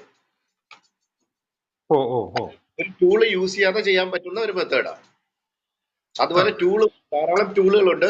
ഗൂഗിളിന്റെ തന്നെ അനാലിറ്റിക്സ് ടൂൾ ഉണ്ട്, ഗൂഗിൾ സെർച്ച് കൺസോൾ എന്ന് പറയുന്ന ഒരു ടൂൾ ഉണ്ട്. അപ്പൊ ഇതൊക്കെ യൂസ് ചെയ്ത് ചെയ്യാൻ പറ്റും. അതിൽ നിന്ന് വീണ്ടും ടെക്നിക്കൽ സൈഡിലോട്ട് പോവുകയാണെങ്കിൽ അത് മാത്രമല്ല, ഇതിൽ നിന്ന് തന്നെ ക്ലിക്ക് ത്രൂ റേറ്റ് എന്ന് പറയുന്ന ഒരു ഇൻഫർമേഷൻ ആൾക്കാർ കണ്ടു. ആ ഇൻഫർമേഷൻ കണ്ടതിന് ശേഷം ആൾക്കാർ കണ്ടാൽ മാത്രം പോരാ, ആ കണ്ടതിന് ശേഷം എന്താന്ന് വെച്ച് കഴിഞ്ഞാൽ അവര് അതിൽ ക്ലിക്ക് ചെയ്തിട്ടുണ്ടെങ്കിൽ 100 പേര് കണ്ടു, അതിൽ 5 പേരെ ക്ലിക്ക് ചെയ്തിട്ടുള്ളൂ. അങ്ങനെയാണെങ്കിൽ CTR അല്ലെങ്കിൽ ക്ലിക്ക് ത്രൂ റേറ്റ് എന്ന് പറയുന്ന 5/100 ആണ്. അതുപോലെ തന്നെ എന്റെ ഇൻഫർമേഷൻ കണ്ട് കയറി ഉടനെ തന്നെ അയാൾ ക്ലോസ് ചെയ്തിട്ട് അങ്ങ് പോവുകയാണ്. അങ്ങനെയാണെങ്കിൽ ബൗൺസ് എന്ന് പറയും, ബൗൺസ് റേറ്റ് കൂടും. ബൗൺസ് റേറ്റ് കൂടിയ കണ്ടന്റിനെ ക്വാളിറ്റി കണ്ടന്റ് ആയിട്ട് കൺസിഡർ ചെയ്യില്ല. ക്ലിക്ക് ത്രൂ റേറ്റ് കൂട്ടണം, ബൗൺസ് റേറ്റ് കുറയ്ക്കണം. ഒരു ഇൻഫർമേഷൻ നമ്മൾ പബ്ലിഷ് ചെയ്യുന്ന സമയത്ത് ആൾക്കാർ സെർച്ച് ചെയ്യുമ്പോൾ ആ ഇൻഫർമേഷൻ അവിടെ കൊണ്ട് എത്തിക്കുന്ന ഒരു പ്രോസസ് ഉണ്ട്. അതിനെ ഗെറ്റ് ഫൗണ്ട് എന്നാണ് പറയുന്നത്. അടുത്ത പ്രോസസ് ഉണ്ട്, അതിനെ എന്താണെന്ന് വെച്ച് കഴിഞ്ഞാൽ അട്രാക്ട് എന്ന് പറയും. അട്രാക്ട് എന്ന് പറയുന്നത് ഇപ്പൊ നമ്മൾ സ്വയം നമ്മൾ അട്രാക്റ്റീവ് ആക്കാൻ വേണ്ടിയിട്ട് എന്ന് പറയുന്നത് way how we are going to interact, അല്ലെങ്കിൽ ഞാൻ എന്താണ് സംസാരിക്കുന്നത്, ഏത് രീതിയിലാണ് സംസാരിക്കുന്നത്, എന്റെ വസ്ത്രധാരണം, ഇതൊക്കെ ഡിപ്പെൻഡ് ചെയ്തിട്ടാണ് ഞാൻ എന്നെ അട്രാക്റ്റീവ് ആക്കാൻ ശ്രമിക്കുന്നത്. ഇതുപോലെ വെബ് തലങ്ങളിലും ഒരു ഇൻഫർമേഷൻ അട്രാക്റ്റീവ് ആക്കണമെന്നുണ്ടെങ്കിൽ information should be delivered as in the form of rich info mode. Rich info mode എന്ന് പറയുന്നത് അതായത് ടെക്സ്റ്റ്, ഇമേജ്, വീഡിയോ ഇതിന്റെ ഒക്കെ കോമ്പിനേഷൻ ആണ് നമ്മൾ എന്താണ് റിച്ച് ഇൻഫോ എന്ന് പറയുന്നത്. ആ രീതിയിലാണ് അത് ഡെലിവറി ചെയ്യേണ്ടത്. പിന്നെ അടുത്ത സ്റ്റേജ് എന്ന് ഇത് ആൾക്കാർ കണ്ടു കഴിഞ്ഞാൽ അവര് ഇതിൽ ക്ലിക്ക് ചെയ്യാൻ താല്പര്യം കാണിക്കുന്നുണ്ടെങ്കിൽ അതിനെ കൺവേർട്ട് സ്റ്റേജ് എന്ന് പറയും. അടുത്ത സ്റ്റേജ് എന്ന് പറയുന്നത് നമ്മുടെ പാർട്ടിൽ നിന്ന് പബ്ലിഷ് ചെയ്തത് ആരാണ്. ഞാനൊരു പോസ്റ്റ് ഇട്ടു, എന്റെ പോസ്റ്റ് കണ്ടിട്ട് ഒരാൾ കമന്റ് ചെയ്തപ്പോൾ ഞാൻ അയാൾക്ക് ഒരു റെസ്പോൺസ് കൊടുക്കുകയാണ്. അപ്പൊ അതിനെയാണ് നമ്മൾ ക്ലോസ് സ്റ്റേജ് എന്ന് പറയുന്നത്. പിന്നെ ഒരു സ്റ്റേജ് ഉണ്ട്, അതിനെ ഡിലൈറ്റ് എന്ന് പറയും. ഡിലൈറ്റ് എന്ന് പറയുന്നത് അവരെ they can be made to come back again and again in the business. അതായത് പണ്ട് നമ്മളൊക്കെ കേട്ടിട്ടുള്ള ഒരു അറിയാന്നുള്ള സംഭവങ്ങളാണ് ഇപ്പോഴും ഉണ്ടെന്ന് തോന്നുന്നു. ഞാൻ ആ സാധനങ്ങൾ നോക്കാറില്ല. മലയാള മനോരമ വീക്കിലി, മംഗളം, ഇങ്ങനെയൊക്കെയുള്ള കുറെ വീക്കിലികൾ ഉണ്ടായിരുന്നു. ഇതിനകത്ത് ഇത് തുടർ നോവലുകളുണ്ട്. ഇത് വായിച്ചിട്ടെന്ന് പറഞ്ഞാൽ ആ സമയത്തുള്ള സ്ത്രീകൾക്കൊക്കെ എന്ന് പറയുന്നത് ഇത് അടുത്ത ആഴ്ച കിട്ടാൻ വരെ ഇങ്ങനെ കാത്തിരിക്കുക. അവരെ മാനസികമായിട്ട് പിടിച്ചു നിർത്തിയിരിക്കുക. അവരെ വീണ്ടും വീണ്ടും അതിനകത്തോട്ട് ഇതിനെ തന്നെയാണ് നമ്മൾ പറയുന്നത് എക്കോ ചേംബർ ഇഫക്റ്റ് അല്ലെങ്കിൽ ഫിൽറ്റർ ബബിൾ മെക്കാനിസം എന്ന് പറയുന്നത്. ഇത് സൈക്കോളജിക്കൽ ഒരു അപ്രോച്ചാണ്. ഇതിന്റെ ശരിക്കും ഞാൻ പറഞ്ഞതിൽ ഈ ഇപ്പൊ പറഞ്ഞ stage get found, attract, convert, close, delight എന്ന് പറയുന്ന സ്റ്റേജ്. അവരെ വീണ്ടും വീണ്ടും ഇതിനകത്തോട്ട് കൊണ്ടിടുന്ന ഒരു പ്രോസസ്സ്. നമ്മൾ സൂപ്പർ മാർക്കറ്റിലും മറ്റൊക്കെ സാധനം വാങ്ങാൻ പോകുമ്പോൾ ഇപ്പൊ കുറെ കൂപ്പൺ തരും. കൂപ്പൺ കൊണ്ടുവന്നിട്ട് 3 മാസത്തിനകം വാങ്ങിക്കുകയാണെങ്കിൽ നിങ്ങൾക്ക് ഇത്ര ഡിസ്കൗണ്ട് കിട്ടും. പക്ഷെ മിനിമം പർച്ചേസ് ഇത്ര. നമ്മൾ ഈ മിനിമം പർച്ചേസ് ഇത്ര എന്ന് പറഞ്ഞ് 3000 രൂപ കൊടുത്ത് 500 രൂപ കിട്ടാൻ വേണ്ടിയിട്ട് 3000 രൂപയ്ക്ക് വീണ്ടും പർച്ചേസ് ചെയ്യും. ഇതാണ് ഒരു മെക്കാനിസം എന്ന് പറയുന്നത്. ഇത് തന്നെയാണ് വെബ് തലങ്ങളിൽ നടന്നുകൊണ്ടിരിക്കുന്നത്. അവിടെയാണ് നമ്മളെ എന്താ പറയുക, നമ്മൾ തന്നെ അതുകൊണ്ട് തലവെച്ച് കൊടുക്കുക. അത് നമ്മൾ അറിയുന്നില്ല, നമ്മൾ അതിനകത്തോട്ട് പോകുന്നതായിട്ട്. ഹലോ സർ, നമ്മള് വളരെ ഇൻട്രസ്റ്റിംഗ് ആയിട്ടുള്ള കുറെ സബ്ജക്ട്സ് ആണ് നമ്മളിപ്പോ ചർച്ച ചെയ്തുകൊണ്ടിരിക്കുന്നത്. നമ്മളുടെ അതിഥി ശ്രീ ദിലീപ് കുമാർ KG അദ്ദേഹം ഇവിടെ എത്തിയിട്ടുണ്ട്. അപ്പൊ അദ്ദേഹം കൂടി സംസാരിച്ചതിന് ശേഷം നമുക്ക് ഈ ചർച്ച കണ്ടിന്യൂ ചെയ്യാം. മാഡം അല്ലേ? മാഡം ആ അതല്ല, ഞാൻ 8 മണി വരെയാണ് എനിക്ക് പറഞ്ഞിരുന്നത്. എനിക്കൊരു മീറ്റിംഗ് ഉണ്ട് വേറെ. അതെയോ? സർ ഒരു 10 മിനിറ്റും കൂടി ഒന്ന് ഇരിക്കുകയാണെങ്കിൽ ഇപ്പൊ തമ്പാൻ സാറിന്റെ സംശയം ക്ലിയർ ആയെന്ന് ക്ലിയർ തോന്നുന്നു. ആയി ക്ലിയർ ആയി. ഇനിയും ബാക്കിയുള്ളവർക്കും ചോദ്യം താങ്ക് യു. ചോദിക്കാനുണ്ടാവും. ഞങ്ങൾക്കും ചോദിക്കാൻ ഒന്ന് രണ്ട് കാര്യം കൂടി ഉണ്ട്. അപ്പൊ സാറ് വളരെ തിരക്കാണെങ്കിൽ മാത്രം ഒന്ന് പോവാൻ നോക്കിയാൽ മതി. അല്ലെങ്കിൽ സാറ് കുറച്ചു നേരം കൂടി ഞങ്ങൾക്ക് വേണ്ടി ഇവിടെ ഇരിക്കണം എന്ന് അപേക്ഷിക്കുന്നു. ഞാൻ എന്തായാലും ദിലീപ് സാറിനെ ഒന്ന് പരിചയപ്പെടുത്തിയതിന് ശേഷം നമുക്ക് തിരിച്ചു വരാം. മാഡം മീറ്റിംഗ് ആ വണ്ടി നിൽക്കുക. അതാ ആണോ? ആ ഒരു ഓ മീറ്റിംഗ് ഓക്കെ ഓക്കെ. ആ ഒരു അല്പസമയം അങ്ങനെയാണെങ്കിൽ ഓക്കെ. സർ വളരെ ഇൻട്രസ്റ്റിംഗ് ആയിട്ടുള്ള ഒരു സബ്ജക്റ്റ് ആണ് സംസാരിച്ചുകൊണ്ടിരിക്കുന്നത്. തമ്പാൻ സർ ഇനി എന്തെങ്കിലും അദ്ദേഹത്തിനോട് ചോദിക്കാനുണ്ടോ? ഇല്ല, വ്യക്തമായി. Thank you. വ്യക്തമാണ്. Okay sir, thank you. എന്തെങ്കിലും താഴെ സംശയം എന്താന്ന് വെച്ച് കഴിഞ്ഞാൽ മാഡം യെസ്. എന്താന്ന് വെച്ച് ഓക്കെ കഴിഞ്ഞാൽ അതിന് പ്രോപ്പർ ആയിട്ടുള്ള റിപ്ലൈ ഞാൻ തന്നേക്കാം. ടെക്സ്റ്റ് ആയിട്ടോ അല്ലെങ്കിൽ ഓക്കെ ആയിട്ട് ശരി. എന്താണെന്ന് ക്ലിയർ ചെയ്തേക്കാം. സാറ് ഇടയ്ക്ക് മീറ്റിംഗ് തുടങ്ങാൻ താമസം ഉണ്ടെങ്കിൽ ഇടയ്ക്ക് ഒന്നും കൂടി ഇതില് ഒന്ന് സംസാരിക്കേണ്ടി വരും. അത് സാറിന്റെ സൗകര്യം പോലെ ചെയ്താൽ മതി. ഞങ്ങള് ഓക്കെ, ചോദ്യോത്തരങ്ങൾ എന്തെങ്കിലും ഉണ്ടെങ്കിൽ ഞാനപ്പോ ശ്രീ ദിലീപ് കുമാറിലേക്ക് പോവാണ്. അദ്ദേഹം ഇന്ന് വളരെ തിരക്ക് പിടിച്ച ഒരു ദിവസത്തിൽ നിന്നാണ് ഈ ഈവനിങ് നമുക്കായിട്ട് സ്പെൻഡ് ചെയ്യുന്നത്. Shri Dileep Kumar KG motor vehicle inspector ആണ് അദ്ദേഹം. ഇപ്പോൾ അദ്ദേഹം മലപ്പുറത്താണ്. അദ്ദേഹത്തിന്റെ ഒരു പ്രത്യേകത എന്ന് പറഞ്ഞിട്ടുണ്ടെങ്കിൽ എനിക്ക് തോന്നുന്നത് കേരളത്തിൽ മുഴുവനും അറിയപ്പെടുന്ന ഒരു മോട്ടോർ വെഹിക്കിൾ ഇൻസ്പെക്ടർ ഉണ്ടെങ്കിൽ അത് ശ്രീ ദിലീപ് കുമാർ സാർ ആയിരിക്കും എന്നാണ് ഞാൻ വിചാരിക്കുന്നത്. കാരണം അദ്ദേഹം ഒരുപാട് അവയർനെസ് ക്യാമ്പയിൻസ് നടത്താൻ ഒരുപാട് സന്നദ്ധ പ്രവർത്തനങ്ങൾ നടത്തിയിട്ടുള്ള ഒരു വ്യക്തിയാണ്. വിദ്യാർത്ഥികൾക്ക് വേണ്ടിയും മുതിർന്ന വ്യക്തികൾക്ക് വേണ്ടിയും എല്ലാം ഒരുപാട് ക്ലാസ്സുകളും വർക്ക്ഷോപ്സും സംഘടിപ്പിച്ചിട്ടുണ്ട്. അദ്ദേഹത്തെ ഒരുപക്ഷെ മോട്ടോർ വാഹന നിയമങ്ങളെ സംബന്ധിച്ച് നമ്മൾ ആലോചിക്കുമ്പോൾ അദ്ദേഹത്തിന്റെ പേര് തീർച്ചയായിട്ടും നമ്മളുടെ ഓർമ്മയിൽ വരും. അങ്ങനെ ഒരുപാട് ഇതിന്റെ മോട്ടോർ വെഹിക്കിൾ ഡിപ്പാർട്ട്മെന്റ് മീഡിയ സെല്ലിന്റെ കോർഡിനേറ്റർ കൂടിയാണ് അദ്ദേഹം. അതുപോലെ ഇതിന്റെ പബ്ലിക് ട്രാൻസ്പോർട്ട് കമ്മിറ്റിയുടെ കരിക്കുലം സെറ്റ് ചെയ്യുന്ന കമ്മിറ്റിയിൽ മെമ്പറുമാണ് അദ്ദേഹം. അദ്ദേഹം chief ministers transport medal 2015 transport medal അദ്ദേഹം നേടിയിട്ടുണ്ട്. എറണാകുളം ജില്ലാ കളക്ടറുടെ ബെസ്റ്റ് സിവിലിയൻ സെർവന്റ് അവാർഡ് 2016 അവാർഡും അദ്ദേഹം കരസ്ഥമാക്കിയിട്ടുണ്ട്. One department one idea challenge 2021 അതിന്റെ ഒരു പുരസ്കാരം അദ്ദേഹത്തിന് ലഭ്യമായിട്ടുണ്ട്. 3000-ലധികം ട്രെയിനിങ് പ്രോഗ്രാംസ് അദ്ദേഹത്തിന്റെ മേൽനോട്ടത്തിൽ നടത്തിയിട്ടുണ്ട്. മാത്രമല്ല അറിയപ്പെടുന്ന ഒരു കോളമിസ്റ്റ് ആണ്. മലയാള മനോരമയുടെ ഫാസ്റ്റ് ട്രാക്ക് എന്ന് പറയുന്ന പ്രസിദ്ധീകരണത്തിൽ അദ്ദേഹം സേഫ് ഡ്രൈവ് എന്നുള്ള ഒരു കോളം തന്നെ അദ്ദേഹം കൈകാര്യം ചെയ്യുന്നുണ്ട്. ഇങ്ങനെ അദ്ദേഹത്തിന്റെ ഒരു പ്രവർത്തന മേഖലയിൽ അപ്പുറം നിന്നുകൊണ്ട് പ്രവർത്തിക്കുന്ന ഒരു ഉദ്യോഗസ്ഥൻ കൂടിയാണ്.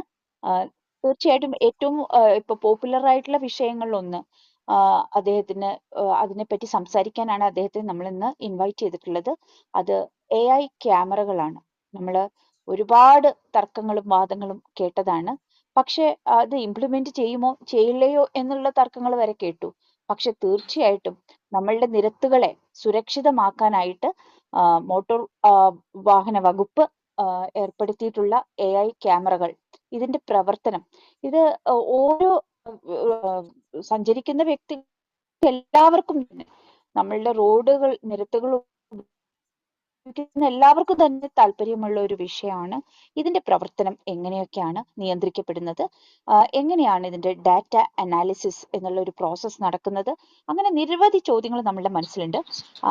തീർച്ചയായിട്ടും ഇന്നത്തെ നമ്മളുടെ അതിഥിയായി എത്തിയിട്ടുള്ള മീഡിയ റൂമിലെ AI പരമ്പരയുടെ 14-ാമത്തെ അധ്യായത്തിലേക്ക് എത്തിയിട്ടുള്ള ശ്രീ ദിലീപ് കുമാർ സാറിന് ഇതിനെപ്പറ്റി മറുപടി പറയാൻ പറ്റും എന്ന് തന്നെ പ്രതീക്ഷിക്കുന്നു. അദ്ദേഹത്തെ ഞാൻ ഈ വേദിയിലേക്ക് സമാദരണീയനായിട്ടുള്ള അദ്ദേഹത്തെ ഈ വേദിയിലേക്ക് ഞാൻ ഒരിക്കൽ കൂടി സ്വാഗതം ചെയ്യുന്നു. ശ്രീ ദിലീപ് കുമാർ സർ സംസാരിക്കാം. മേഡം കേൾക്കുന്നുണ്ടോ? കേൾക്കാം. ജയകുമാർ സാറിന്റെ മൈക്ക് ഒന്ന് മ്യൂട്ട് ചെയ്യാമോ? സംസാരിക്കാമോ sir? Shri Dileep Kumar. Okay okay. AI technology എൻഫോഴ്സ്മെന്റിന് മാത്രമല്ല മോട്ടോർ വാഹന വകുപ്പ് അല്ലെങ്കിൽ ട്രാൻസ്പോർട്ടേഷൻ അല്ലെങ്കിൽ ഗതാഗതവുമായി ബന്ധപ്പെട്ട കാര്യങ്ങൾ എൻഫോഴ്സ്മെന്റിന് കുറച്ചും മാത്രമല്ല. കൂടി ഒരു ക്ലാരിറ്റി വേണം സർ. കുറച്ചും കൂടി ഒന്ന് അടുത്ത് വെച്ച് സംസാരിക്കാമോ സ്പീക്കറിന്റെ? ഇയർഫോൺ ആണ്. ഇയർഫോൺ വേണ്ട, ഡയറക്റ്റ് ആയിട്ട് സംസാരിച്ചാൽ മതി. ഇയർഫോൺ എപ്പോഴും ഡിസ്ട്രാക്ഷൻ ഒക്കെ ഉണ്ടാവും, ശബ്ദം ക്ലിയർ ആവില്ല. പബ്ലിക് സ്പേസിലായതുകൊണ്ടാണ്. അതുകൊണ്ടാണ് അല്ലെ? Okay okay okay sir. Clear ആണ്, പക്ഷെ ഫീബിൾ ആണ്, വോയിസ് കുറച്ച് വീക്ക് ആണ്, അതാണ്. ഓക്കെ, സംസാരിക്കാം സർ. ഓക്കെ ശരി. അപ്പോ ആർട്ടിഫിഷ്യൽ ഇന്റലിജൻസ് എന്ന് പറയുന്നത് എൻഫോഴ്സ്മെന്റിൽ ഉപയോഗിക്കാം. ഇന്റലിജന്റ് ട്രാൻസ്പോർട്ട് സിസ്റ്റം, അതായത് ട്രാൻസ്പോർട്ടേഷൻ, അതായത് ഗതാഗതവുമായി ബന്ധപ്പെട്ട സിഗ്നലുകൾ, ഹൈവേ സിങ്ക്രണൈസേഷൻ, സിഗ്നൽ സിങ്ക്രണൈസേഷൻ, അങ്ങനെ പല മേഖലകളിലും നമുക്ക് AI ടെക്നോളജി ഉപയോഗിക്കാൻ പറ്റും. അതിന്റെ ഒരു ഉപയോഗം മാത്രമാണ്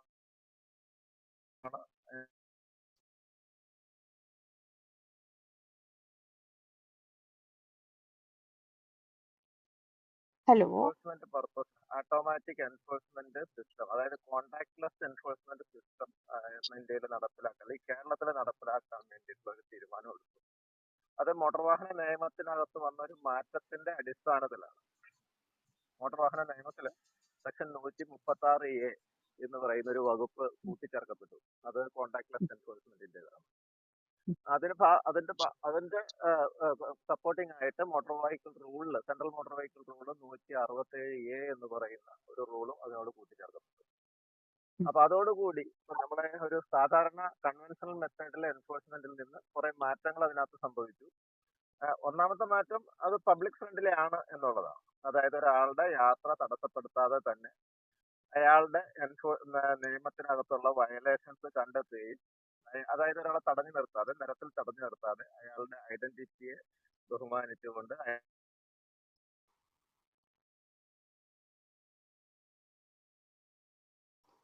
അയാളുടെ സമയത്തെ വലിയൊരു ന്യൂനത അല്ലെങ്കിൽ ഡിഫിക്കൽറ്റി എന്ന് പറയുന്നത് നമുക്ക് എല്ലാ സമയത്തും ത്രൂ ഔട്ട് ആയിട്ട് ഒരു നിയമം എൻഫോഴ്സ് ചെയ്യാൻ കഴിയില്ല എന്നുള്ളതാണ്. അത് മാനുവൽ ഇന്റർവെൻഷൻ ആണ്. അതിന് പകരമായിട്ടൊരു ക്യാമറ സ്ഥാപിച്ചുകൊണ്ട് നമുക്ക് അങ്ങനെയുള്ള വയലേഷൻസ് ഡിറ്റക്ട് ചെയ്യാം. അത് ഒരു ഇൻകം ജനറേഷന്റെ അപ്പുറത്തേക്ക് റോഡ് സേഫ്റ്റി എന്ന് പറയുന്ന വലിയൊരു കൺസെപ്റ്റിലേക്ക്, അത് വിദേശ രാജ്യങ്ങളിൽ നേരത്തെ തന്നെ ഉപയോഗിച്ചിരുന്നതാണ്. പ്രത്യേകിച്ച് മാനുവൽ ഇന്റർവെൻഷൻ വരുമ്പോഴാണ് സ്വാഭാവികമായിട്ടും തർക്കങ്ങളും കറപ്ഷനും അതേപോലെ തന്നെ പേഴ്സണൽ ആയിട്ടുള്ള ഗ്രഡ്ജും ഒക്കെ വരുന്നത്. അതിന്റെ അപ്പുറത്തേക്ക് മെഷീൻ തന്നെ ഇത് കണ്ടെത്തുക, അത് മെഷീൻ തന്നെ അതിന്റെ നോട്ടീസ് തയ്യാറാക്കുക. അഗൈൻ അത് മെഷീൻ അത് ഓട്ടോമാറ്റിക് ആയിട്ട് തയ്യാറാക്കാനുള്ള വകുപ്പ് നിയമത്തിലില്ല. അതുകൊണ്ട് തന്നെ അത് ക്രോസ് ചെക്ക് ചെയ്യാൻ വേണ്ടിയിട്ട് എൻഫോഴ്സ്മെന്റ് ഓഫീസർ അത് പരിശോധിച്ചതിന് ശേഷം നോട്ടീസ് അയക്കുന്ന ഒരു പ്രോസസ്സാണ് ശരിക്കും ആർട്ടിഫിഷ്യൽ ഇന്റലിജൻസ് നമ്മൾ ക്യാമറ സിസ്റ്റത്തിൽ ഉപയോഗിച്ചത് എന്നുള്ളതാണ് അതിന്റെ ശരിയായ സംഗതി. അതിന്റെ ഭാഗമായിട്ട് കെൽട്രോൺ ആണ് കേരളത്തിൽ ഒരു ഓട്ടോമാറ്റിക് എൻഫോഴ്സ്മെന്റ് സിസ്റ്റം കേരളത്തിൽ നടപ്പിലാക്കാനുള്ള ടെൻഡർ ആദ്യം എടുത്തത്. 728 ക്യാമറകളാണ് അതിന്റെ ഭാഗമായിട്ട് കേരളത്തിൽ സ്ഥാപിക്കപ്പെട്ടത്. അതിനകത്ത് 673 സാധാരണ ക്യാമറകളും, പിന്നെ റെഡ് ലൈറ്റ് ജമ്പിങ് ഡിറ്റക്ട് ചെയ്യാനുള്ള കുറച്ച് ക്യാമറകൾ, അതേപോലെ തന്നെ ഓവർ സ്പീഡ് ഡിറ്റക്ട് ചെയ്യാനുള്ള ക്യാമറകൾ, അതേപോലെ തന്നെ മൊബൈൽ ക്യാമറകൾ, അതായത് വാഹനത്തിൽ വെഹിക്കിളിനകത്ത് ക്യാമറ മൗണ്ട് ചെയ്തുകൊണ്ട് പല ഏരിയകളിലേക്ക് നമുക്ക് മാറ്റി മാറ്റി ഒബ്സർവേഷൻ അല്ലെങ്കിൽ ആ തരത്തിലുള്ള വയലേഷൻ ഉണ്ടോന്നുള്ളത് നോട്ടീസ് ചെയ്യാനുള്ള മെത്തേഡുകൾ. ആകെ 728 ക്യാമറകളാണ് അതിന്റെ ഭാഗമായിട്ട് വന്നത്. അത് വന്നതോടുകൂടി പ്രധാനപ്പെട്ട ഒരു മാറ്റം നമുക്ക് നിരത്തിൽ നോക്കിയാൽ അറിയാൻ പറ്റും. പണ്ട് കാലത്ത് ഇപ്പോൾ ഹെൽമെറ്റ് വെച്ച് യാത്ര ചെയ്യുന്ന ആളുകളുടെ എണ്ണമൊക്കെ ആൾമോസ്റ്റ് ഒരു 95% മുകളിലേക്ക് എത്തി. ഇപ്പോൾ ക്യാമറ ഇല്ല എന്ന് തീർത്തും ഉറപ്പുള്ള ചില റോഡുകളിലോ അങ്ങനെയുള്ള, അല്ലെങ്കിൽ അതേപോലെ തന്നെ ചിലപ്പോൾ വയലേഷൻ ഒരു ഹരമാക്കുക അല്ലെങ്കിൽ അത് ലംഘിക്കുക എന്ന് പറയുന്ന ഒരു താല്പര്യമുള്ള ആൾക്കാർ മാത്രമാണ് ഇപ്പോൾ അത്തരത്തിലേക്ക് ഒരു എന്താ പറയുക വയലേഷൻ നടത്തുന്നുള്ളൂ എന്നുള്ളതാണ് കേരളത്തിലെ ഒരു യാഥാർത്ഥ്യം. സ്വാഭാവികമായിട്ടും നമുക്ക് അപകടം കുറയ്ക്കാൻ പറ്റില്ല. ഒരു ഹെൽമെറ്റ് വെച്ചതുകൊണ്ട് അപകടം കുറയൊന്നുമില്ല. പക്ഷെ അപകടത്തിന് ശേഷമുള്ള ഒരു ആഫ്റ്റർ എഫക്റ്റ് ഉണ്ട്. അതുകൊണ്ടുണ്ടാവുന്ന ഇഞ്ചുറി, അതുകൊണ്ടുണ്ടാകാവുന്ന മരണം, ഇത് രണ്ടും നമുക്ക് പാസീവ് സേഫ്റ്റി എന്ന് പറയുന്ന അല്ലെങ്കിൽ അപകടത്തിന് ശേഷം ഒരാളെ സംരക്ഷിക്കുന്ന കാര്യത്തിൽ അതാണ് നമുക്ക് പ്രധാനപ്പെട്ട് ചെയ്യുക. കാരണം നമ്മുടെ ഒരു ട്രാഫിക് സിസ്റ്റം വെച്ചിട്ട് വളരെയധികം വാഹനങ്ങൾ വെഹിക്കിൾസ് പോപ്പുലേഷൻ ഉള്ള ഒരു സംസ്ഥാനത്ത് അപകടങ്ങൾ പൂർണ്ണമായിട്ട് ഒഴിവാക്കണമെന്നുണ്ടെങ്കിൽ ഒരു സിസ്റ്റമിക് അപ്രോച്ച് ആവശ്യമായിട്ടുണ്ട്. ആ തരത്തിലേക്ക് നമ്മൾ എത്തിയിട്ടില്ല എന്ന് തന്നെ പറയേണ്ടി വരും. പക്ഷെ അങ്ങനെ ഒരു അപകടം ഉണ്ടായാൽ പോലും അയാളെ രക്ഷിക്കാൻ പറ്റുന്ന രീതിയിലേക്ക് നമ്മൾ ഇപ്പൊ മാറിയിട്ടുണ്ട്. അത് നമ്മുടെ റിസൾട്ടിൽ, ആക്സിഡന്റിന്റെ ഡെത്ത് റിസൾട്ടിൽ നമുക്ക് കാണാൻ പറ്റുന്നുണ്ടെന്നുള്ളതാണ് ഏറ്റവും പ്രധാനപ്പെട്ട ഒരു സംഗതി. 4400 വരെ എത്തിയ മരണം ഇപ്പോൾ 3000 കഴിഞ്ഞ ഒരു വർഷം, അതായത് 2023 ഏപ്രിലാണ് അത് ഡിക്ലെയർ ചെയ്തെങ്കിലും അതിന്റെ ഒരു ചാർജ് അല്ലെങ്കിൽ ഒഫൻസ് റെക്കോർഡ് ചെയ്തു ഒഫീഷ്യലായിട്ട്. അത് ചാർജ് നമ്മൾ അയക്കാൻ തുടങ്ങിയത് ജൂൺ മാസത്തിലാണ്. അപ്പൊ 2023 ജൂൺ മുതൽ 2024 ജൂൺ വരെയുള്ള ആ ഒരു പ്രീവിയസ് ഇയറുമായിട്ട് കമ്പയർ ചെയ്യുമ്പോൾ ഇത്രയധികം ട്രാഫിക് വർദ്ധിച്ചിട്ടും ഏകദേശം 400ഓളം ഡെത്ത് നമുക്ക് കുറയ്ക്കാൻ പറ്റി എന്നുള്ളതാണ് ലേറ്റസ്റ്റ് ആയിട്ടുള്ള കണക്ക്. Hello hello hello sir,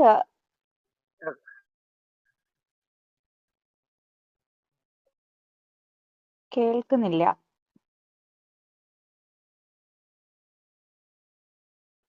hello sir, കേൾക്കാമോ? നമുക്ക് അപ്പോൾ AI ക്യാമറകളുടെ പ്രവർത്തനത്തിനെ പറ്റിയിട്ട് കൂടി അറിയണം. എന്ന് വെച്ചിട്ടുണ്ടെങ്കിൽ എങ്ങനെയാണ് ഈ ഡാറ്റ പരിശോധിക്കുന്നത്? അപ്പോൾ ഹലോ, കേൾക്കാമോ സർ? കേൾക്കാമോ? ഹലോ, കേൾക്കാമോ? ഹലോ, ഈ ഡാറ്റ എങ്ങനെയാണ് പരിശോധിക്കുന്നത്? അതായത് ക്യാമറ തരുന്ന ഇൻഫർമേഷൻ. അതെ,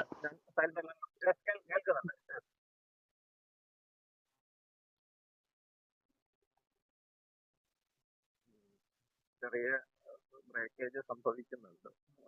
മീൻസ് എന്റെ ഭാഗത്താണ് തോന്നുന്നു, സിഗ്നലിന്റെ ചെറിയ പ്രശ്നമുണ്ട്. ഹലോ, ചില സമയത്ത് എനിക്ക് കേൾക്കുന്നില്ല. എന്റെ നെറ്റ്വർക്ക് വീക്ക് ആണെന്ന് തോന്നുന്നു, അതുകൊണ്ടായിരിക്കാം. സാർ സംസാരിച്ചോളൂ. ഓക്കെ.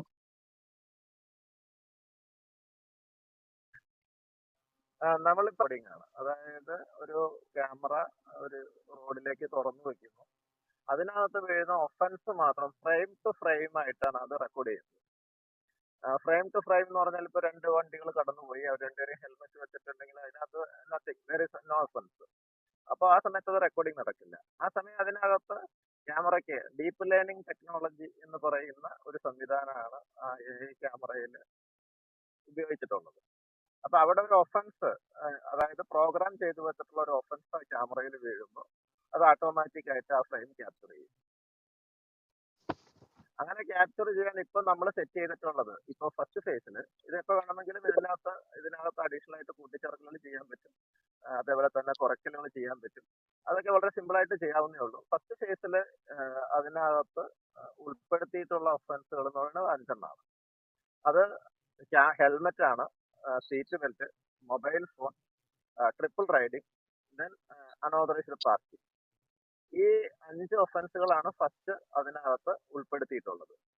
അപ്പൊ അങ്ങനെയുള്ളൊരു വാഹനം ആ ക്യാമറയുടെ വിഷ്വൽ ഏരിയയിൽ കൂടെ കടന്നു പോകുമ്പോൾ അതിനകത്ത് ഓട്ടോമാറ്റിക് ആയിട്ട് ഒരു ഒഫൻസ് ഉണ്ടെങ്കിൽ അത് റെക്കോർഡ് ചെയ്യപ്പെടുക എന്നുള്ളതാണ് ഫസ്റ്റ് പ്രോസസ്. അങ്ങനെ റെക്കോർഡ് ചെയ്യപ്പെടുന്ന ഇമേജ് അതിന്റെ പരിധിയിലുള്ള എൻഫോഴ്സ്മെന്റ് കൺട്രോൾ റൂമിലേക്ക്, അതായത് ഓരോ ജില്ലയിലും അങ്ങനെ എൻഫോഴ്സ്മെന്റ് കൺട്രോൾ റൂമുണ്ട്, എൻഫോഴ്സ്മെന്റ് കൺട്രോൾ റൂമിലേക്ക് അത് അയച്ചു കൊടുക്കപ്പെടും. അയച്ചു കൊടുത്തിട്ട് രണ്ടാമതൊരു മാനുവൽ ചെക്കിങ് അതിനകത്തുണ്ട്. ഞാൻ പറഞ്ഞില്ലേ, മോട്ടോർ വാഹന നിയമപ്രകാരം ഒരു ക്യാമറയ്ക്ക് ഡയറക്റ്റ് ആയിട്ട് ഒരു ഒഫൻസ് ഡിറ്റക്ട് ചെയ്ത് നോട്ടീസ് അയക്കാൻ അവകാശമില്ല. അതിനൊരു എൻഫോഴ്സ്മെന്റ് ഓഫീസർ വേണം. മോട്ടോർ വാഹന നിയമത്തിന്റെ സെക്ഷൻ 213 അതിനകത്തൊരു ഓഫീസറെ ചുമതലപ്പെടുത്തിയിട്ടുണ്ട്. അതാരാണോ അത് ചുമതലപ്പെടുത്തിയിട്ടുള്ളത്, ആ ചുമതലപ്പെടുത്തിയ ആളിത് ക്രോസ് ചെക്ക് ചെയ്യും. എക്സാമ്പിൾ ആയിട്ട് ഒരാൾ വാഹനം ഓടിച്ച് പോകുന്ന സമയത്ത് അയാളിപ്പോ ചെവി ഒന്ന് ചൊറിയുകയാണെന്ന് വിചാരിക്കും. അതെ. ചിലപ്പോൾ അത് ക്യാമറ റെക്കോർഡ് ചെയ്യുന്ന ഒരു മൊബൈൽ ഫോൺ ആയിട്ടായിരിക്കും. പക്ഷെ അത് രണ്ടാമത് ക്രോസ് ചെക്ക് ചെയ്യുമ്പോൾ മാത്രമാണ് അതൊരു മൊബൈൽ ഫോൺ അല്ല എന്നുള്ളത് രണ്ടാമത്തെ ഒരു മാനുവൽ ചെക്കിങ്ങിനകത്ത് ആവശ്യമുണ്ട്. അങ്ങനെ പരിശോധിച്ചതിന് ശേഷം അതിനകത്ത് എന്തെങ്കിലും ബയാസഡ് അല്ലെങ്കിൽ ഏതെങ്കിലും തരത്തിലുള്ള ഡീവിയേഷൻ സംഭവിച്ചിട്ടുണ്ടെങ്കിൽ അത് ഒഴിവാക്കി കറക്റ്റ് ആയിട്ടുള്ള ഒഫൻസുകൾ ഐഡന്റിഫൈ ചെയ്യാന്ന് പറയുന്ന ഒരു മാനുവൽ ഇന്റർവെൻഷൻ നടക്കുന്നുണ്ട്. അതാണ് കൺട്രോൾ റൂമിൽ ചെയ്യുന്നത്. അങ്ങനെ അത് ഉറപ്പാക്കി കഴിഞ്ഞാൽ അടുത്ത പ്രോസസ്സ് എന്ന് പറയുന്നത് ഒഫൻസ് റെക്കോർഡ് ചെയ്യുക. ചെല്ലാൻ എന്ന് പറയുന്ന ചെല്ലാൻ സിസ്റ്റത്തിൽ ഈ ചെല്ലാൻ എന്ന് പറയുന്ന സോഫ്റ്റ്വെയർ വഴി അതൊരു കേസായിട്ട് ഡാറ്റാബേസിലേക്ക് രജിസ്റ്റർ ചെയ്യപ്പെടും. ആ രജിസ്റ്റർ ചെയ്യുന്ന സമയത്ത് അയാളുടെ രജിസ്ട്രേഷൻ മൊബൈൽ നമ്പർ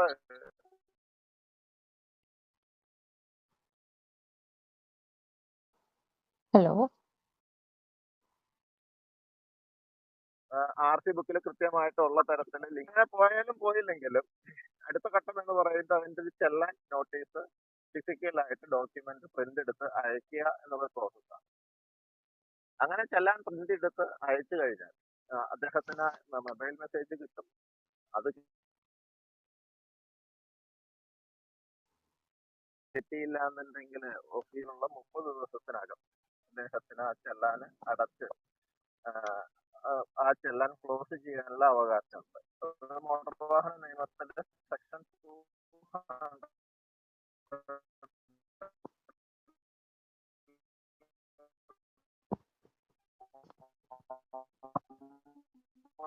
അതായത് ഒരു ഒഫൻസ് കമ്മിറ്റ് ചെയ്ത് കഴിഞ്ഞാൽ രണ്ട് പാർട്ടിയും സമ്മതിച്ചു കഴിഞ്ഞാൽ അത് കോമ്പൗണ്ടിങ് ഫെസിലിറ്റി അങ്ങനെ ഒരു മാസത്തിന് ശേഷമാണെങ്കിൽ അത് വീക്ക് കോർട്ടിലേക്ക് അല്ലെങ്കിൽ വിർച്വൽ കോർട്ടിലേക്ക് അത് ഫോർവേഡ് ചെയ്യപ്പെടും. അവിടെ അഗൈൻ 2 മാസം വിർച്വൽ കോടതിയിലുണ്ട്. അപ്പൊ ഒരു ചെറിയ പ്രശ്നം എന്താന്ന് വെച്ചാൽ ഈ കോമ്പൗണ്ട് ചെയ്യുന്ന ഒരു എമൗണ്ട് ആയിരിക്കില്ല ചിലപ്പോൾ വിർച്വൽ കോടതിയിൽ വരുന്ന സമയത്ത്. ഇപ്പൊ എക്സാമ്പിൾ ആയിട്ട് പറയുകയാണെങ്കിൽ മോട്ടോർ വാഹന നിയമത്തിനകത്ത് ഒരു ഹെൽമെറ്റിന്റെ ഫൈൻ എന്ന് പറയുന്നത് 1000 രൂപയാണ്. ഇന്ത്യ ആക്ട് പ്രകാരം അതാണ്. സംസ്ഥാന സർക്കാർ ഇവിടെ കോമ്പൗണ്ടിങ് ഒഫൻസ് സർക്കുലർ ഇറക്കിയപ്പോൾ സംസ്ഥാനത്ത്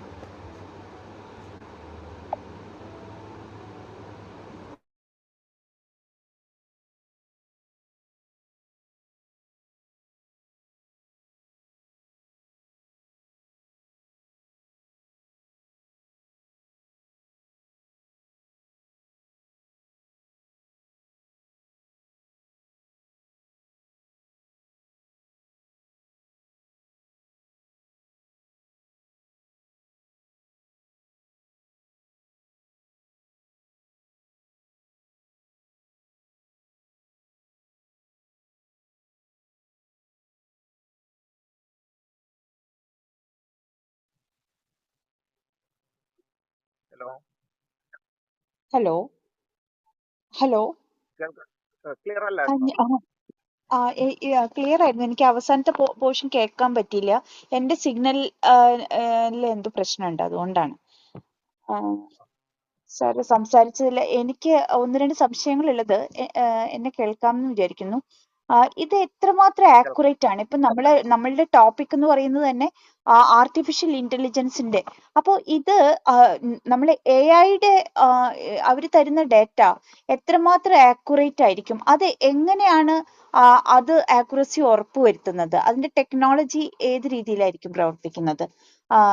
അത് മോണിറ്റർ ചെയ്യാനായിട്ടുള്ള എന്തെങ്കിലും സംവിധാനങ്ങളുണ്ടോ? ഇതിന്റെ ഒരു ആക്യുറസി ഉറപ്പുവരുത്താൻ അല്ലെങ്കിൽ സോഫ്റ്റ്വെയറിന്റെ ഭാഗത്തു നിന്നുള്ള എന്തെങ്കിലും ബയാസ് അല്ലെങ്കിൽ എന്തെങ്കിലും ഡീവിയേഷൻസ് ഉണ്ടോ എന്നുള്ളതിനെ കുറിച്ചിട്ട് ഞങ്ങൾക്ക് അതിനെക്കുറിച്ച് കൃത്യമായിട്ട് ഇൻഫർമേഷൻ ഇല്ല. കാരണം ഇതിന്റെ ടെക്നോളജി പ്രൊവൈഡ് ചെയ്യുന്നത്, അതിന്റെ ടെക്നോളജി പ്രൊവൈഡ് ചെയ്യുന്നത് കെൽട്രോൺ ആണ്. അതിന്റെ ഞാൻ പറഞ്ഞില്ലേ, ആ ഇമേജ് ക്യാപ്ചർ ചെയ്ത് നമ്മുടെ കൺട്രോൾ റൂമിലേക്ക് തരുന്നത് വരെയുള്ള ഒരു പ്രോസസ്സ്, അത് ആ സോഫ്റ്റ്വെയറിന്റെ ആണെങ്കിലും ഹാർഡ്വെയറിന്റെ ചിലപ്പോൾ വേരിയേഷൻ ഉണ്ടായാലും, അല്ലെങ്കിൽ വേറെ ഏതെങ്കിലും തരത്തിലുള്ള ഇമേജുകൾ, റിഫ്ലക്റ്റീവ് മിറർ ഇമേജ് എന്നൊക്കെ പറയും. ഫോർ എക്സാമ്പിൾ ആയിട്ട് കണ്ണൂര് ഒരു വാഹനം ഓടിച്ച സമയത്ത് അതിനകത്ത് പുറകിൽ ഒരു സ്ത്രീയുടെ രൂപം പ്രത്യക്ഷപ്പെട്ടു എന്നൊക്കെ പറഞ്ഞ ഒരു കാലത്തൊരു വലിയ വാർത്തകളൊക്കെ ഉണ്ടായിരുന്നു. അത് പ്രേതമാണ് എന്നൊക്കെ പറഞ്ഞുകൊണ്ടുള്ള ഒരു സംഗതിയുണ്ട്. പക്ഷെ അവരത് ക്രോസ് ചെക്ക് ചെയ്തപ്പോ അങ്ങനത്തെ ഒരു സംവിധാനം അതിനകത്ത് കണ്ടിട്ടില്ല എന്നാണ് അവര് നമുക്ക് തന്ന ഒരു ഇത്. ചിലപ്പോ ഇത്തരത്തിലുള്ള ഏതെങ്കിലും ഇപ്പൊ ഈ ഒരു വെയിലത്തൊക്കെ നമ്മൾ കാണുന്ന സമയത്ത് ചിലപ്പോ ഒരു റിഫ്ലക്റ്റീവ് ഇമേജ് ഒക്കെ കയറി വരും. അതേപോലെ എന്തെങ്കിലും തരത്തിലുള്ള വയലേഷൻസ് ഒക്കെ വരാനുള്ള സാധ്യത ആദ്യഘട്ടത്തിൽ ഉണ്ടായിരുന്നു. പക്ഷെ അവിടെയാണ് ആ സോഫ്റ്റ്വെയറിന് ചില അഡ്വാൻറ്റേജ് ഉണ്ട്. ഇപ്പൊ എക്സാമ്പിൾ ആയിട്ട് ഇപ്പൊ നമ്മൾ ഡിറ്റക്ട് ചെയ്യുന്ന ഒരു ഒഫൻസ് അല്ല എന്ന് മനസ്സിലാവുമ്പോ ആൽഗോരിതത്തിനകത്ത് അത് സ്വയം കറക്റ്റ് ചെയ്യാനുള്ള ഒരു ടെക്നോളജി ആ ഇതിലുണ്ട് എന്നാണ് കെൽട്രോണിൽ നിന്നുള്ള നമുക്ക് കിട്ടിയിട്ടുള്ള ഇൻഫർമേഷൻ. ഞാൻ അതിനകത്ത് വളരെ ടെക്നിക്കൽ ആയിട്ടുള്ള ഒരു എക്സ്പെർട്ട് അല്ല ആ കാര്യത്തില്.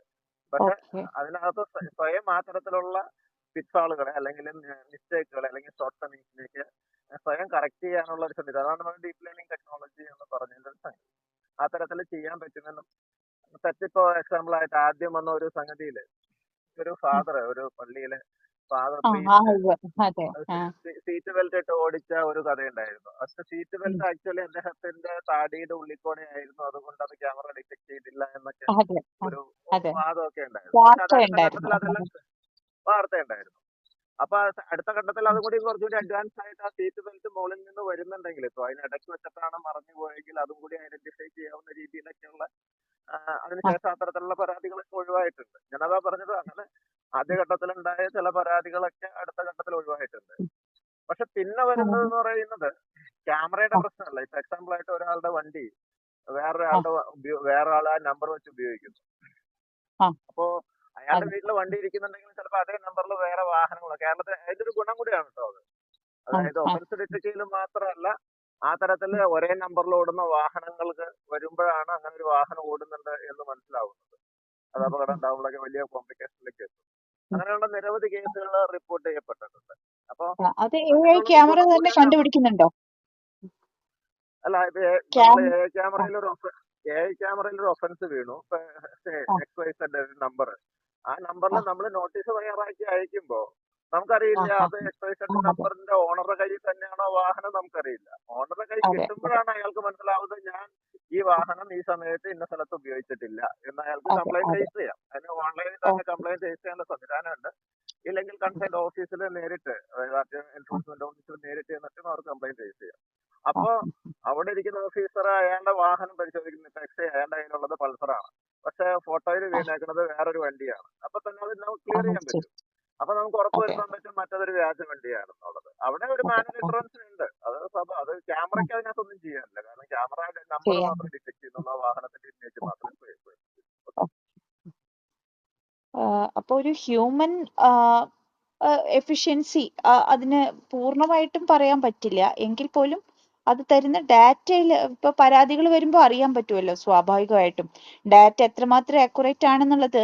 ഇതുമായിട്ട് ബന്ധപ്പെട്ട് വരുന്ന കംപ്ലൈൻസിൽ നിന്നാണല്ലോ കൂടുതലും അറിയാൻ പറ്റുന്നത്. അത്തരം കംപ്ലൈൻസ് താരതമ്യേന കുറവായിരിക്കും അല്ലേ?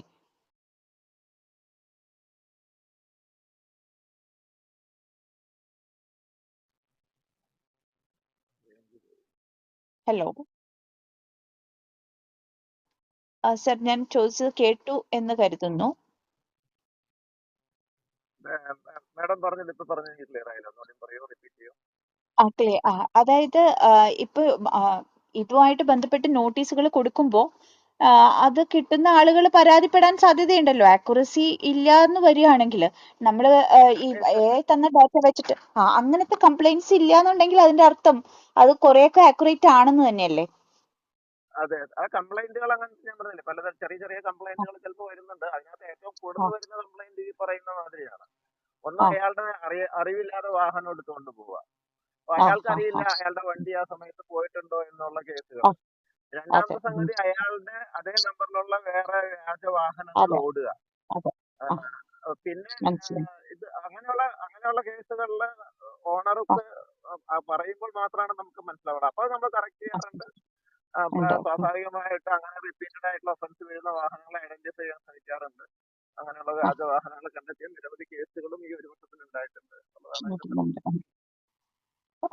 ഇതുപോലെ ഈ AI ക്യാമറകള് ഇപ്പോൾ മറ്റ് ട്രാഫിക്കിന്റെ മറ്റ് ആവശ്യങ്ങൾക്ക് വേണ്ടിയിട്ടും ഉപയോഗിക്കപ്പെടാവുന്നതല്ലേ സത്യത്തില്? ഈ വാഹനങ്ങളുടെ ഒരു ഇതിന് മാത്രമല്ലാതെ മറ്റു മേഖലകളിലും ഉപയോഗപ്പെടുത്താവുന്നതല്ലേ? ക്യാമറയാണോ ക്രൈം ഉദ്ദേശിക്കുന്നത്? അല്ല, ക്രൈം ഡിറ്റക്ഷനും ഒക്കെ ആയിട്ട് ഇതിനെ ഉപയോഗപ്പെടുത്തിക്കൂടെ? ഞാനതാ പറഞ്ഞത്, ക്രൈം ഡിറ്റക്ഷൻ ഇതൊരു വീഡിയോ റെക്കോർഡിംഗ് അല്ല എന്ന് പറഞ്ഞൊരു കാരണം അതാണ്. ഇപ്പൊ ഒരാള് ഒരു വണ്ടി ആക്സിഡന്റ് ആയിട്ട് പോയി, അയാള് ഹെൽമെറ്റ് വെച്ചിട്ടുള്ള ഒരാളാണ്, അല്ലെങ്കിൽ പൂർണ്ണമായിട്ട് നിയമം പാലിച്ചുകൊണ്ട് പോകുന്ന ഒരാളാണെങ്കിൽ സ്വാഭാവികമായിട്ട് അത് ക്യാമറയിൽ ഡിറ്റക്ട് ആവില്ല. ആ വണ്ടി ഇടിച്ചു എന്നുള്ളത് ക്യാമറയ്ക്ക് അറിയില്ലല്ലോ. ആ സമയം സർവൈലൻസ് ക്യാമറ എന്ന് പറയുന്ന, അല്ലെങ്കിൽ ത്രൂ ഔട്ട് റെക്കോർഡ് ചെയ്യുന്ന വീഡിയോ ക്യാമറകളുണ്ട്. അത് സർവൈലൻസ് ആണ്. അതായത് ആ ബോഡിയുടെ പോകുന്ന എല്ലാ സമയത്തും അത് വീഡിയോ റെക്കോർഡ് ചെയ്യും. ആ ഒരു പർപ്പസ് AI ക്യാമറയിൽ നടക്കില്ല. AI ക്യാമറയിൽ വീഡിയോ റെക്കോർഡിംഗ് ഇല്ല.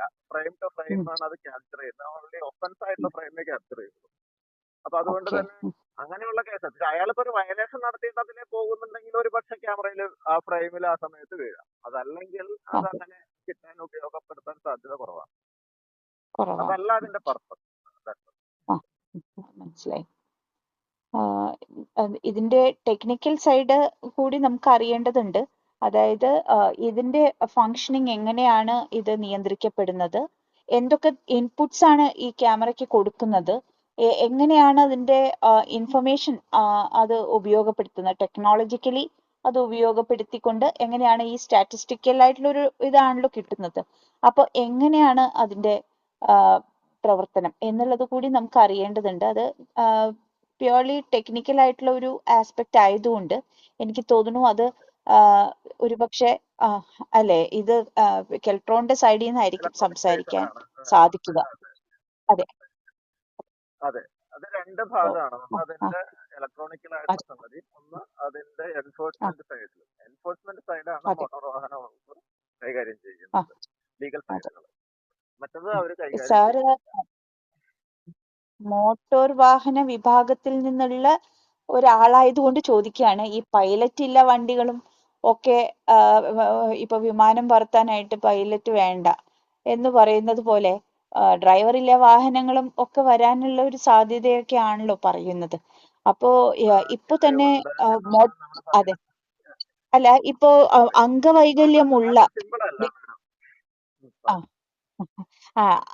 അംഗവൈകല്യമുള്ള ചില ആളുകൾക്ക് ചില കാറുകൾ, ചില വാഹനങ്ങൾ ഓടിക്കാനായിട്ടുള്ള ലൈസൻസ് പോലും ഇഷ്യൂ ചെയ്യുന്നില്ല.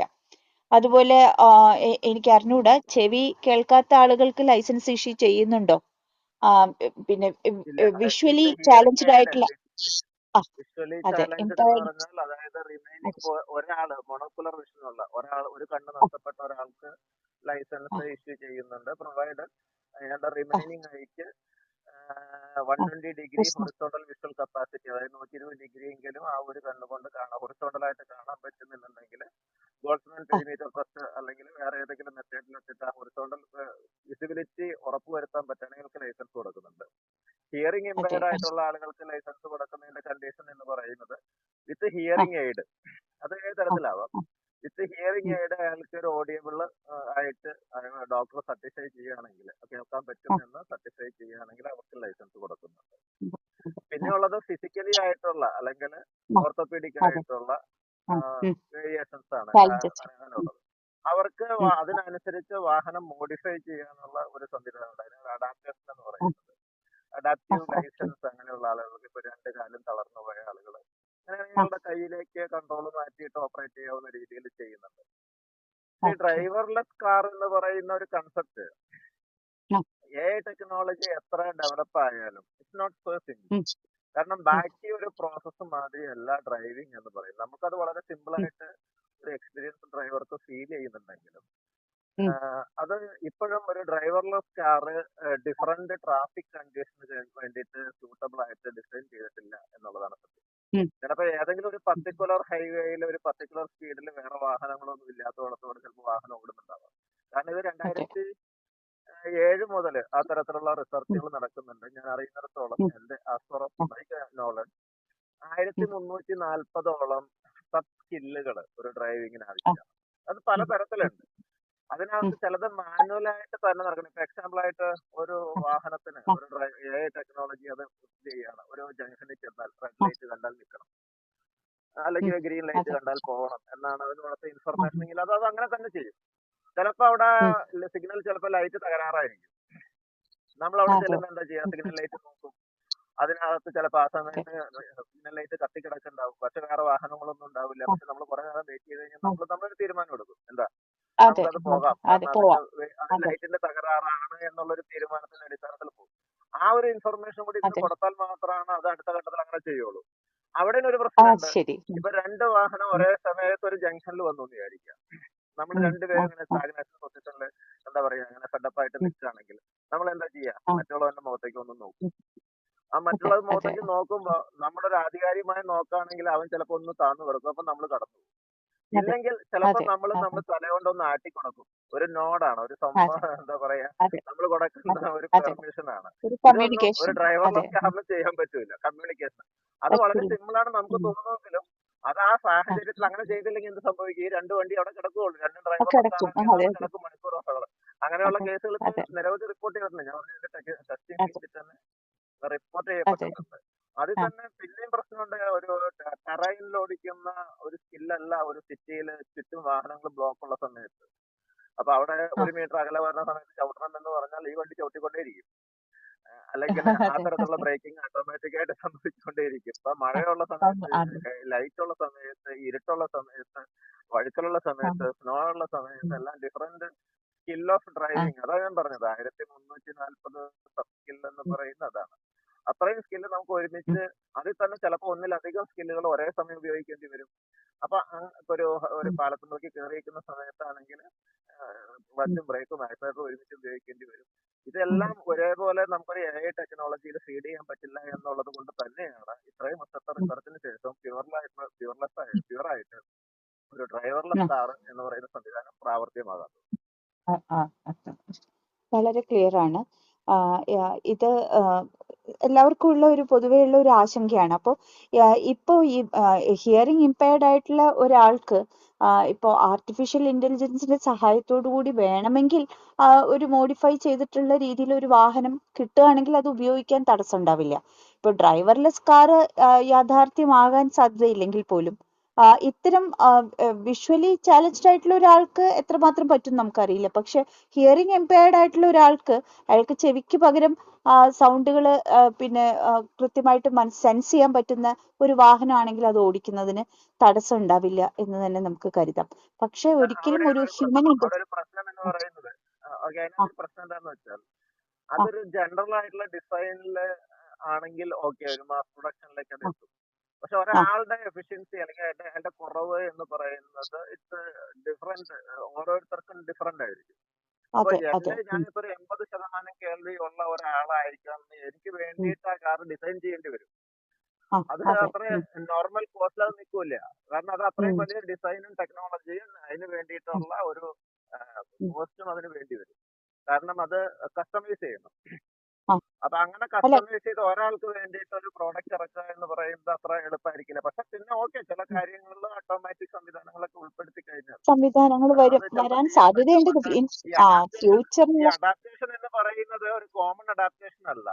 ഇറ്റ്സ് ഡിപ്പെൻസ് അല്ല ഓൺ ഇൻഡിവിജ്വൽ. അവരുടെ അതെ കുറവിനനുസരിച്ച് അതെ നമുക്ക് അതെ മാറ്റം വരും. കസ്റ്റമൈസ് ഒരു ചെയ്യേണ്ടി വരും. വിരൽ അതെ അതെ കസ്റ്റമൈസ് ചെയ്യേണ്ടി വരും. ഒരു വിരൽ കുറവുള്ള അതെ ആളുടെ മാതിരി ആയിരിക്കില്ല ഒരു കൈ ഇല്ലാത്ത ആള്, അല്ലെങ്കിൽ അതെ രണ്ട് അതെ അതെ കാലും അതെ ഇല്ലാത്ത ആള്. അപ്പൊ അതെ അതിനനുസരിച്ചുള്ള അതെ മാറ്റങ്ങൾ അതിനകത്ത് സ്വാഭാവികമായിട്ട് വരേണ്ടി വരും. അതാണ് ഞാൻ പറഞ്ഞത്, സ്വാഭാവികം. കസ്റ്റമൈസേഷൻ എന്ന് പറയുന്നത് AI ഫീൽഡ് വെച്ചിട്ട് ഒരു വാഹനത്തിന് ഡിസൈൻ ചെയ്യാന്ന് പറഞ്ഞാൽ അത്ര എളുപ്പമല്ല. It's costly affair. ഇതുപോലെ നമുക്ക് സ്വാഭാവികമായിട്ടും എല്ലാവർക്കും ഉണ്ടാകാവുന്ന ഒരു സംശയമാണ് ഗൂഗിൾ മാപ്പിംഗ് ഉപയോഗിച്ചുകൊണ്ട് നമ്മൾ വാഹനം പലപ്പോഴും അപകടത്തിൽ പെടുന്ന ഒരു സാഹചര്യം ഉണ്ടാവുന്നുണ്ട്. അപ്പോൾ ഇത്തരം കാര്യങ്ങളിൽ ഒരു പരിധി വരെയെങ്കിലും നമുക്ക് അപകടങ്ങൾ ഒഴിവാക്കാനായിട്ടുള്ള സംവിധാനങ്ങൾ കൊണ്ടുവരാനായിട്ട് എന്തൊക്കെ ചെയ്യാം എന്നുള്ളതും ആലോചിക്കേണ്ടതാണ്. ഇപ്പോൾ ഗൂഗിൾ മാപ്പിങ്ങിൽ അവര് റെക്കോർഡ് ചെയ്ത് വെച്ചിട്ടുള്ള വഴികളൊന്നും ഒരുപക്ഷെ അത് ശരിക്കും യഥാർത്ഥ സഞ്ചാരപാതകളൊന്നും ആവണമെന്നില്ലല്ലോ. അപ്പോൾ അത്തരം അപകടങ്ങൾ ഒഴിവാക്കാനായിട്ടുള്ള എന്തെങ്കിലും സംവിധാനങ്ങളും കൂടി അത് സെൻസ് ചെയ്ത് മുൻകൂട്ടി അറിയിപ്പ് കൊടുക്കാനുള്ള സംവിധാനങ്ങൾ കൂടി വന്നിരുന്നെങ്കിൽ എന്ന് നമുക്ക് ഒരു സാധാരണക്കാരന്റെ ഒരു ചിന്തയിൽ ആലോചിച്ചു പോകുന്നതാണ്. അപ്പോൾ അതെല്ലാം ഈ AI കൊണ്ട് സാധിക്കും എന്ന് തന്നെയാണ് നമ്മളുടെ ഒരു പ്രതീക്ഷ. ഇനി വരും കാലങ്ങളിൽ എന്തൊക്കെ തരം മാറ്റം അതിനേക്കാളുപരി ഇതിന് ഉപയോഗിക്കാൻ പറ്റുന്ന ഒരു മേഖല എന്ന് പറയുന്നത് സിഗ്നൽ സംവിധാനം, ട്രാഫിക് മാനേജ്മെന്റ്. ഇപ്പൊ എക്സാമ്പിൾ ആയിട്ട് ഇപ്പൊ ഒരു ഹൈവേയില് ഇപ്പൊ സൈഡിൽ നിന്ന് റോഡ് വന്ന് കയറുന്നുണ്ട്, പകൽ സമയത്ത് അവിടേക്ക് വാഹനങ്ങൾ ഉണ്ടാവും. നമ്മൾ രാത്രി ഹൈവേ കൂടെ പോയാൽ നമുക്കറിയാം ഈ രാത്രി ഈ സൈഡ് റോഡുകളിൽ നിന്ന് അല്ലെങ്കിൽ ബൈ റോഡുകളിൽ നിന്ന് വരുന്ന വാഹനങ്ങൾ തീരെ കുറവായിരിക്കും. പക്ഷെ നമ്മൾ രാവിലെ അല്ലെങ്കിൽ ടൈം സെറ്റ് ചെയ്തേക്കുന്നത്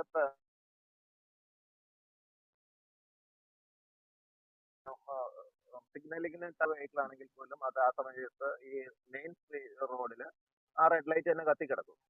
അപ്പൊ കുറെ രാത്രി വരുന്ന ഒരാൾ ഇപ്പൊ തുടർച്ചയായിട്ട് ഈ സൈഡിലുള്ള സിഗ്നൽ ഇപ്പൊ എറണാകുളത്ത് നിന്ന് തൃശ്ശൂർക്ക് പോകുന്നിടത്ത് ഒരു 10-12 സിഗ്നലുകളുണ്ട്.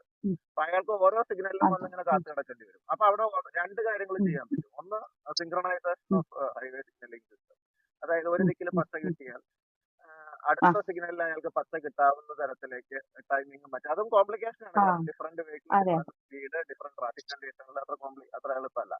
രണ്ടാമത്തെ സംഗതി അഡാപ്റ്റീവ് ജംഗ്ഷൻ മാനേജ്മെന്റ് എന്ന് പറയും. അതായത് ഒരു ജംഗ്ഷൻ ഇപ്പോ ഒരു സൈഡിൽ വാഹനങ്ങൾ ഇല്ല എന്നുണ്ടെങ്കിൽ അത് റെക്കഗ്നൈസ് ചെയ്തുകൊണ്ട് അല്ലെങ്കിൽ അത് മനസ്സിലാക്കിക്കൊണ്ട് ഓട്ടോമാറ്റിക് ആയിട്ട് ആ സൈഡിലേക്ക് റെന്റ് ഇടുക, കൂടുതൽ വാഹനങ്ങളോടത്ത് ഗ്രീഡ്. ഇപ്പൊ സാധാരണ ട്രാഫിക് കൂടുതലുള്ള ജംഗ്ഷനുകളിൽ എന്താ ചെയ്യണമെന്ന് വെച്ചാൽ ട്രാഫിക് വലിയ കൂടുതലായി കഴിഞ്ഞാൽ ആൾക്കാർ നമ്മുടെ പോലീസ് എന്താ ചെയ്യണമെന്ന് വെച്ചാൽ ആ സിഗ്നൽ സിസ്റ്റം ഓഫ് ചെയ്തിട്ട് റോഡിലേക്ക് ഇറങ്ങി കൺട്രോൾ ചെയ്യാൻ ചെയ്യാം. കാരണം ആ ലൈറ്റിനകത്ത് ഓരോ തവണ അങ്ങനെ ചെയ്യുന്ന സമയത്ത് അത് കറക്റ്റ് ആയിട്ട് ചെയ്യാൻ പറ്റൂല.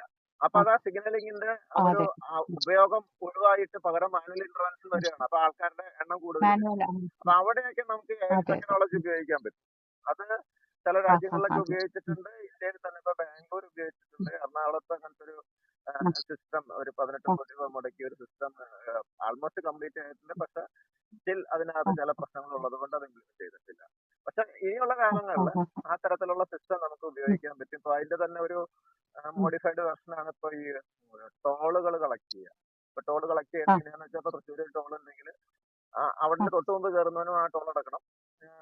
എറണാകുളത്ത് നിന്ന് പോലെ അവിടെ വരെ ഓടുന്നവനും ടോൾ കൊടുക്കണം. അപ്പൊ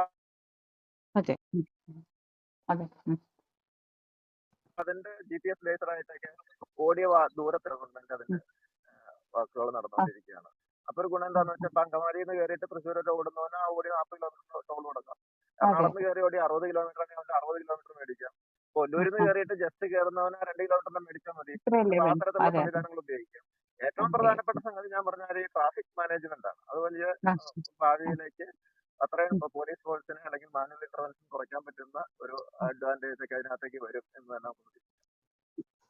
ഇത് ജനകീയമായിട്ട് ചിന്തിക്കുമ്പോൾ സാറിന് സൗകര്യത്തിന് കയ്യിൽ കിട്ടിയതുകൊണ്ട് ഒരു കാര്യം കൂടി പറയാണ്.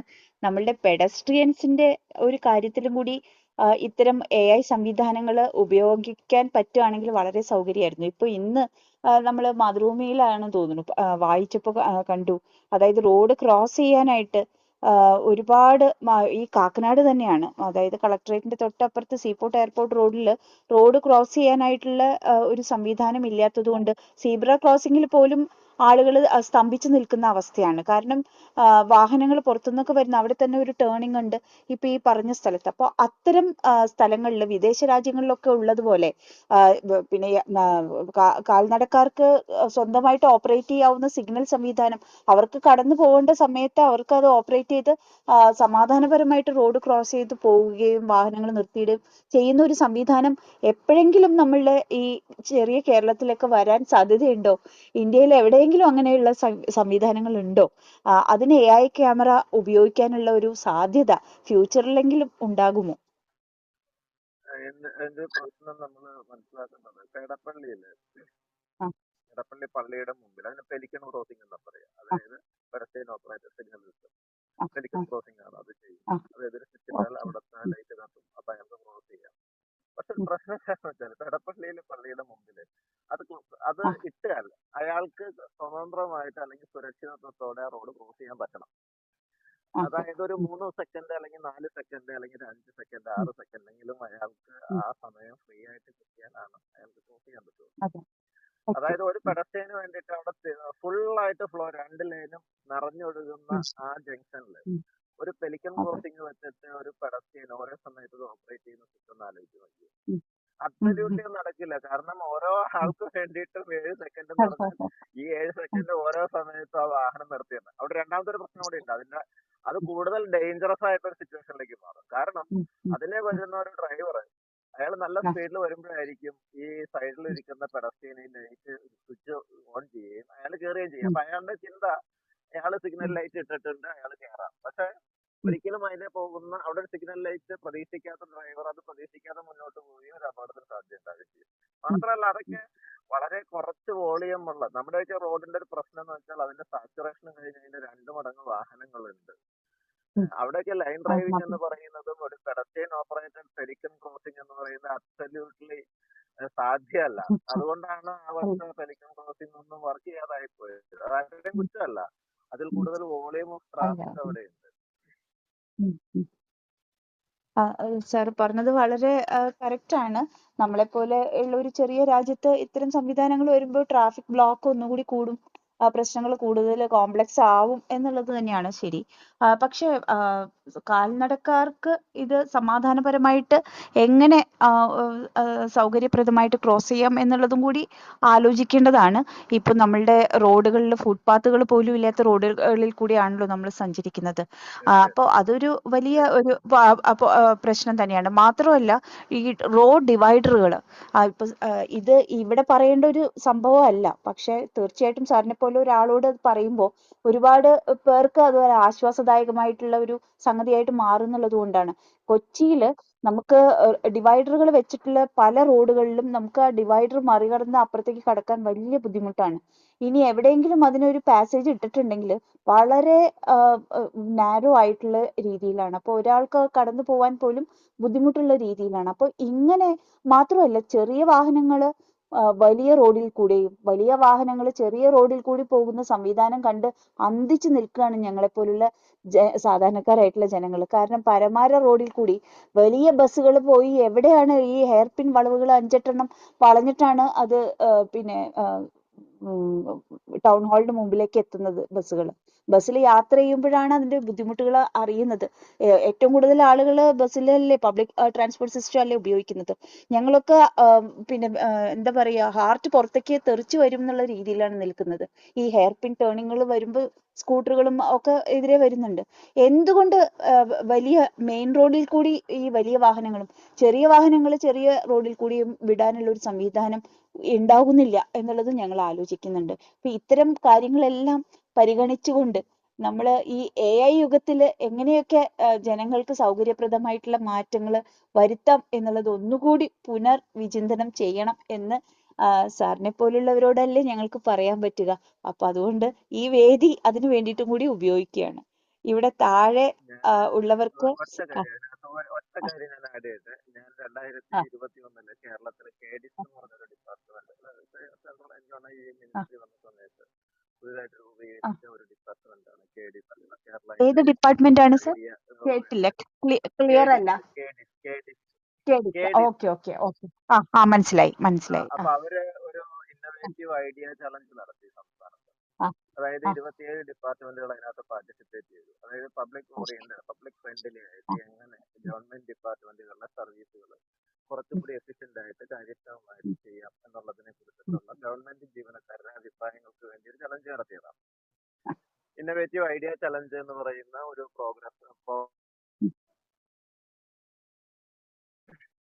ഈ 27 ഡിപ്പാർട്ട്മെന്റിൽ നിന്ന് വന്ന 196 ഐഡിയകൾ ഫസ്റ്റ് ഘട്ടത്തിൽ ഒന്ന് സ്ക്രൂട്ടനൈസ് ചെയ്തു. എല്ലാ ഡിപ്പാർട്ട്മെന്റിലും ഒരു പ്രതിനിധിയെ ഇരുത്തി തുടർച്ചയായി 3 ദിവസം ഓരോരുത്തർക്കും ആ ഓരോ ഐഡിയയ്ക്കും 5 മിനിറ്റ് മുതൽ 7 മിനിറ്റ് വരെ സമയം കൊടുത്തുകൊണ്ട് സ്ക്രൂട്ടനൈസ് ചെയ്തു. അങ്ങനെ സ്ക്രൂട്ടനൈസ് ചെയ്ത ഏറ്റവും ഫീസിബിൾ ആണ് എന്ന് തോന്നിയ 12 ഐഡിയകളെയാണ് സെക്കൻഡ് റൗണ്ടിലേക്ക് സെലക്ട് ചെയ്തത്. മോട്ടോർ വാഹന വകുപ്പിൽ നിന്ന് 31 ഐഡിയ അതിനകത്ത് കൊടുത്തിരുന്നു. ഈ 196 ഏറ്റവും കൂടുതൽ ഐഡിയ സബ്മിറ്റ് ചെയ്ത ഒരു ഡിപ്പാർട്ട്മെന്റ് മോട്ടോർ വാഹന വകുപ്പായിരുന്നു.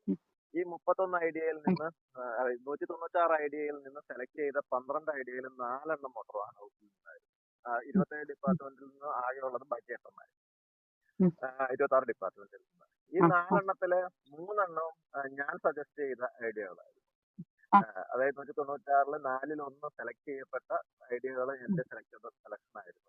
അതിനകത്ത് വന്ന 2 ഐഡിയകളാണ് ഞാൻ ആദ്യം പറഞ്ഞത്, അഡാപ്റ്റീവ് ജംഗ്ഷൻ മാനേജ്മെന്റ് ആൻഡ് അതേപോലെ തന്നെ ഹൈവേ സിഗ്നലിസ്റ്റ്, സിങ്ക്രണൈസേഷൻ ഓഫ് ഹൈവേ സിഗ്നലിസ്റ്റ്.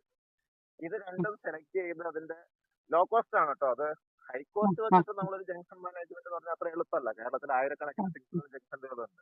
നമുക്ക് 1 കോടി വെച്ചിട്ട് 2 കോടി രൂപയ്ക്ക് അതിനകത്ത് കൊടുത്തിട്ട് ഇത് മറ്റേ ജംഗ്ഷൻ മാനേജ്മെന്റ് ചെയ്യാന്ന് പറഞ്ഞാൽ കേരളത്തിൽ ഇപ്പൊ പ്രാക്ടിക്കൽ അല്ല. ലോ കോസ്റ്റ് ക്യാമറ വെച്ചിട്ട് എങ്ങനെ ചെയ്യാമെന്നുള്ളതായിരുന്നു ഒരു ഐഡിയ. ഐഡിയ സെലക്ട് ചെയ്തു. അതിന്റെ ഇംപ്ലിമെന്റേഷൻ സ്റ്റേജിലേക്ക് പോയി. അതിന് ഫണ്ട് ഉണ്ട്. പക്ഷെ സ്റ്റിൽ 4 വർഷം കഴിഞ്ഞിട്ടും അതൊരു ഇംപ്ലിമെന്റേഷൻ സ്റ്റേജിലേക്ക് എത്തിയില്ല. പല കാരണങ്ങളുണ്ട്. ഞാൻ പറയുന്നത് ഐഡിയ ഉണ്ടായതുകൊണ്ട് മാത്രം കാര്യമില്ല, ഇത് ഇംപ്ലിമെന്റ് ചെയ്യാനുള്ള ഒരു സംവിധാനം വേണം എന്നുള്ളതാണ്. അതിന്റെ കൂട്ടത്തിൽ ആഡ് ചെയ്തു മാത്രമേ ഉള്ളൂ. അതെ അതെ. എന്തായാലും നമ്മളുടെ AI ക്യാമറകളുടെ പ്രവർത്തനത്തിനെ സംബന്ധിച്ച് സാർ പറഞ്ഞ കാര്യങ്ങളെല്ലാം വളരെ ക്ലിയർ ആണ്. ഇതിന്റെ ഒരു മറുവശം കൂടി നമുക്ക് ഇതേ വേദിയിൽ ചർച്ച ചെയ്യാൻ സാധിക്കും എന്ന് തന്നെയാണ് നമ്മൾ വിചാരിക്കുന്നത്. സാറിന്റെ അടുത്ത് ചോദ്യം ചോദിക്കാൻ ഇവിടെ താഴെ ആർക്കെങ്കിലും താല്പര്യം ഉണ്ടെങ്കിൽ ഒന്ന് ഹാൻഡ് റൈസിംഗ് ബട്ടൺ യൂസ് ചെയ്താൽ മതി. ചോദ്യങ്ങളൊന്നും ഇല്ലെങ്കിൽ നമ്മൾ ഈ സെഷൻ വൈൻഡപ്പ് ചെയ്യാം എന്ന് തോന്നുന്നു. ആർക്കെങ്കിലും ചോദിക്കാൻ ഉണ്ടെങ്കിൽ മുന്നോട്ട് വരാം. തമ്പാൻ സർ, സാറിന് ചോദിക്കണമെങ്കിൽ ഞാൻ ഇൻവൈറ്റ് അയച്ചിട്ടുണ്ട്. സാറിന് സംസാരിക്കാം. സാറിന് ഇൻവൈറ്റ് അയച്ചിട്ടുണ്ട്.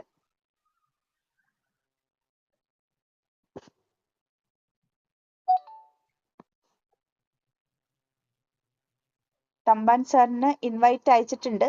സാറ് സംസാരിക്കാം.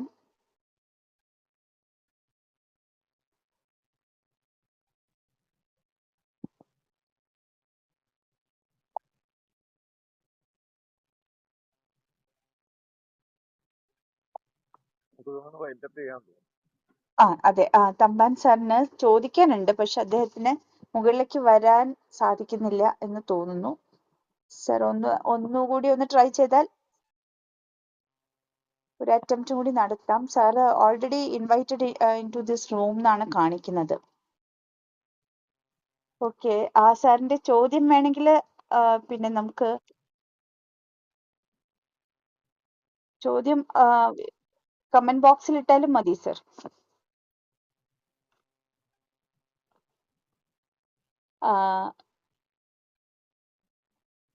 സാർ ചോദിക്കാൻ എത്തിയിട്ടില്ല. എന്തായാലും നമ്മളുടെ ഇന്നത്തെ ഈ പരിപാടിയിൽ വളരെ സുപ്രധാനമായിട്ടുള്ള ഒരു മേഖലയെ പറ്റിയിട്ടാണ് ഇന്ന് ശ്രീ ദിലീപ് കുമാർ സാർ സംസാരിച്ചത്. അതുപോലെ ഡാറ്റ അനലിറ്റിക്സിൽ AI-യുടെ ഇന്റർവെൻഷൻ ഏതൊക്കെ രീതിയിലുണ്ട് എന്നുള്ളതാണ് നേരത്തെ സംസാരിച്ചത്. അതുപോലെ കണ്ടന്റ് ക്രിയേഷൻ, അഡ്വർടൈസിങ് മേഖലകൾ, സോഷ്യൽ മീഡിയ മാനേജ്മെന്റ്, ഇതിലെല്ലാം AI എന്നുള്ള ഒരു ടൂള് എങ്ങനെയൊക്കെ ഉപയോഗിക്കപ്പെടുന്നു എന്നുള്ളതാണ് ഇന്ന് പ്രധാനമായിട്ടും ചർച്ച ചെയ്യപ്പെട്ടത്. ഇന്നത്തെ ഈ ഒരു വിഷയത്തിൽ നമുക്ക് വേണ്ടിയിട്ട് വളരെ വിശദമായിട്ട് യാതൊരു മറവും ഇല്ലാതെ തന്നെ നമുക്ക് AI ക്യാമറകളുടെ പ്രവർത്തനത്തെ പറ്റി എങ്ങനെയൊക്കെയാണ് ആ സംവിധാനം ഉപയോഗപ്പെടുത്തുന്നത് എന്നുള്ളതിനെ പറ്റിയിട്ട് വളരെ വിശദമായിട്ട് തന്നെ സംസാരിക്കുകയും അതുപോലെ തന്നെ നമ്മളുടെ സംശയ നിവാരണം വരുത്തുകയും ചെയ്ത ശ്രീ ദിലീപ് കുമാർ സാറിനും അതുപോലെ ഇതിനു മുൻപ് സംസാരിച്ച ശ്രീ കെ ജയകുമാറിനും വളരെയധികം നന്ദി പറയുന്നു. അതുപോലെ ഈ ചർച്ചയിൽ സജീവമായ ഒരു ചർച്ചയിൽ തന്നെയാണ് തമ്പാൻ സാറ് ചോദ്യങ്ങൾ ചോദിച്ചത്. സാറിനും ഒരിക്കൽ കൂടി നന്ദി പറയുന്നു. ഇവിടെ നമ്മളുടെ ലിസണേഴ്സ് ഉണ്ട്. എല്ലാവരും ഒറ്റ വാക്കിൽ എല്ലാവർക്കും നന്ദി പറഞ്ഞുകൊണ്ട് ഞാൻ ഇന്നത്തെ ഈ സെഷൻ അവസാനിക്കുന്നു. എന്നുള്ളത് മാത്രമല്ല, അടുത്ത ശനിയാഴ്ച ഇതേ സമയം 7 മണിക്ക് നമ്മളുടെ ഈ പരമ്പരയുടെ 15ാം അധ്യായം ഇതേ വേദിയിൽ നടക്കും. എല്ലാവർക്കും ഒരിക്കൽ കൂടി നന്ദി പറയുന്നു. ഓക്കെ, നന്ദി സർ. നന്ദി, നമസ്കാരം, ശുഭരാത്രി.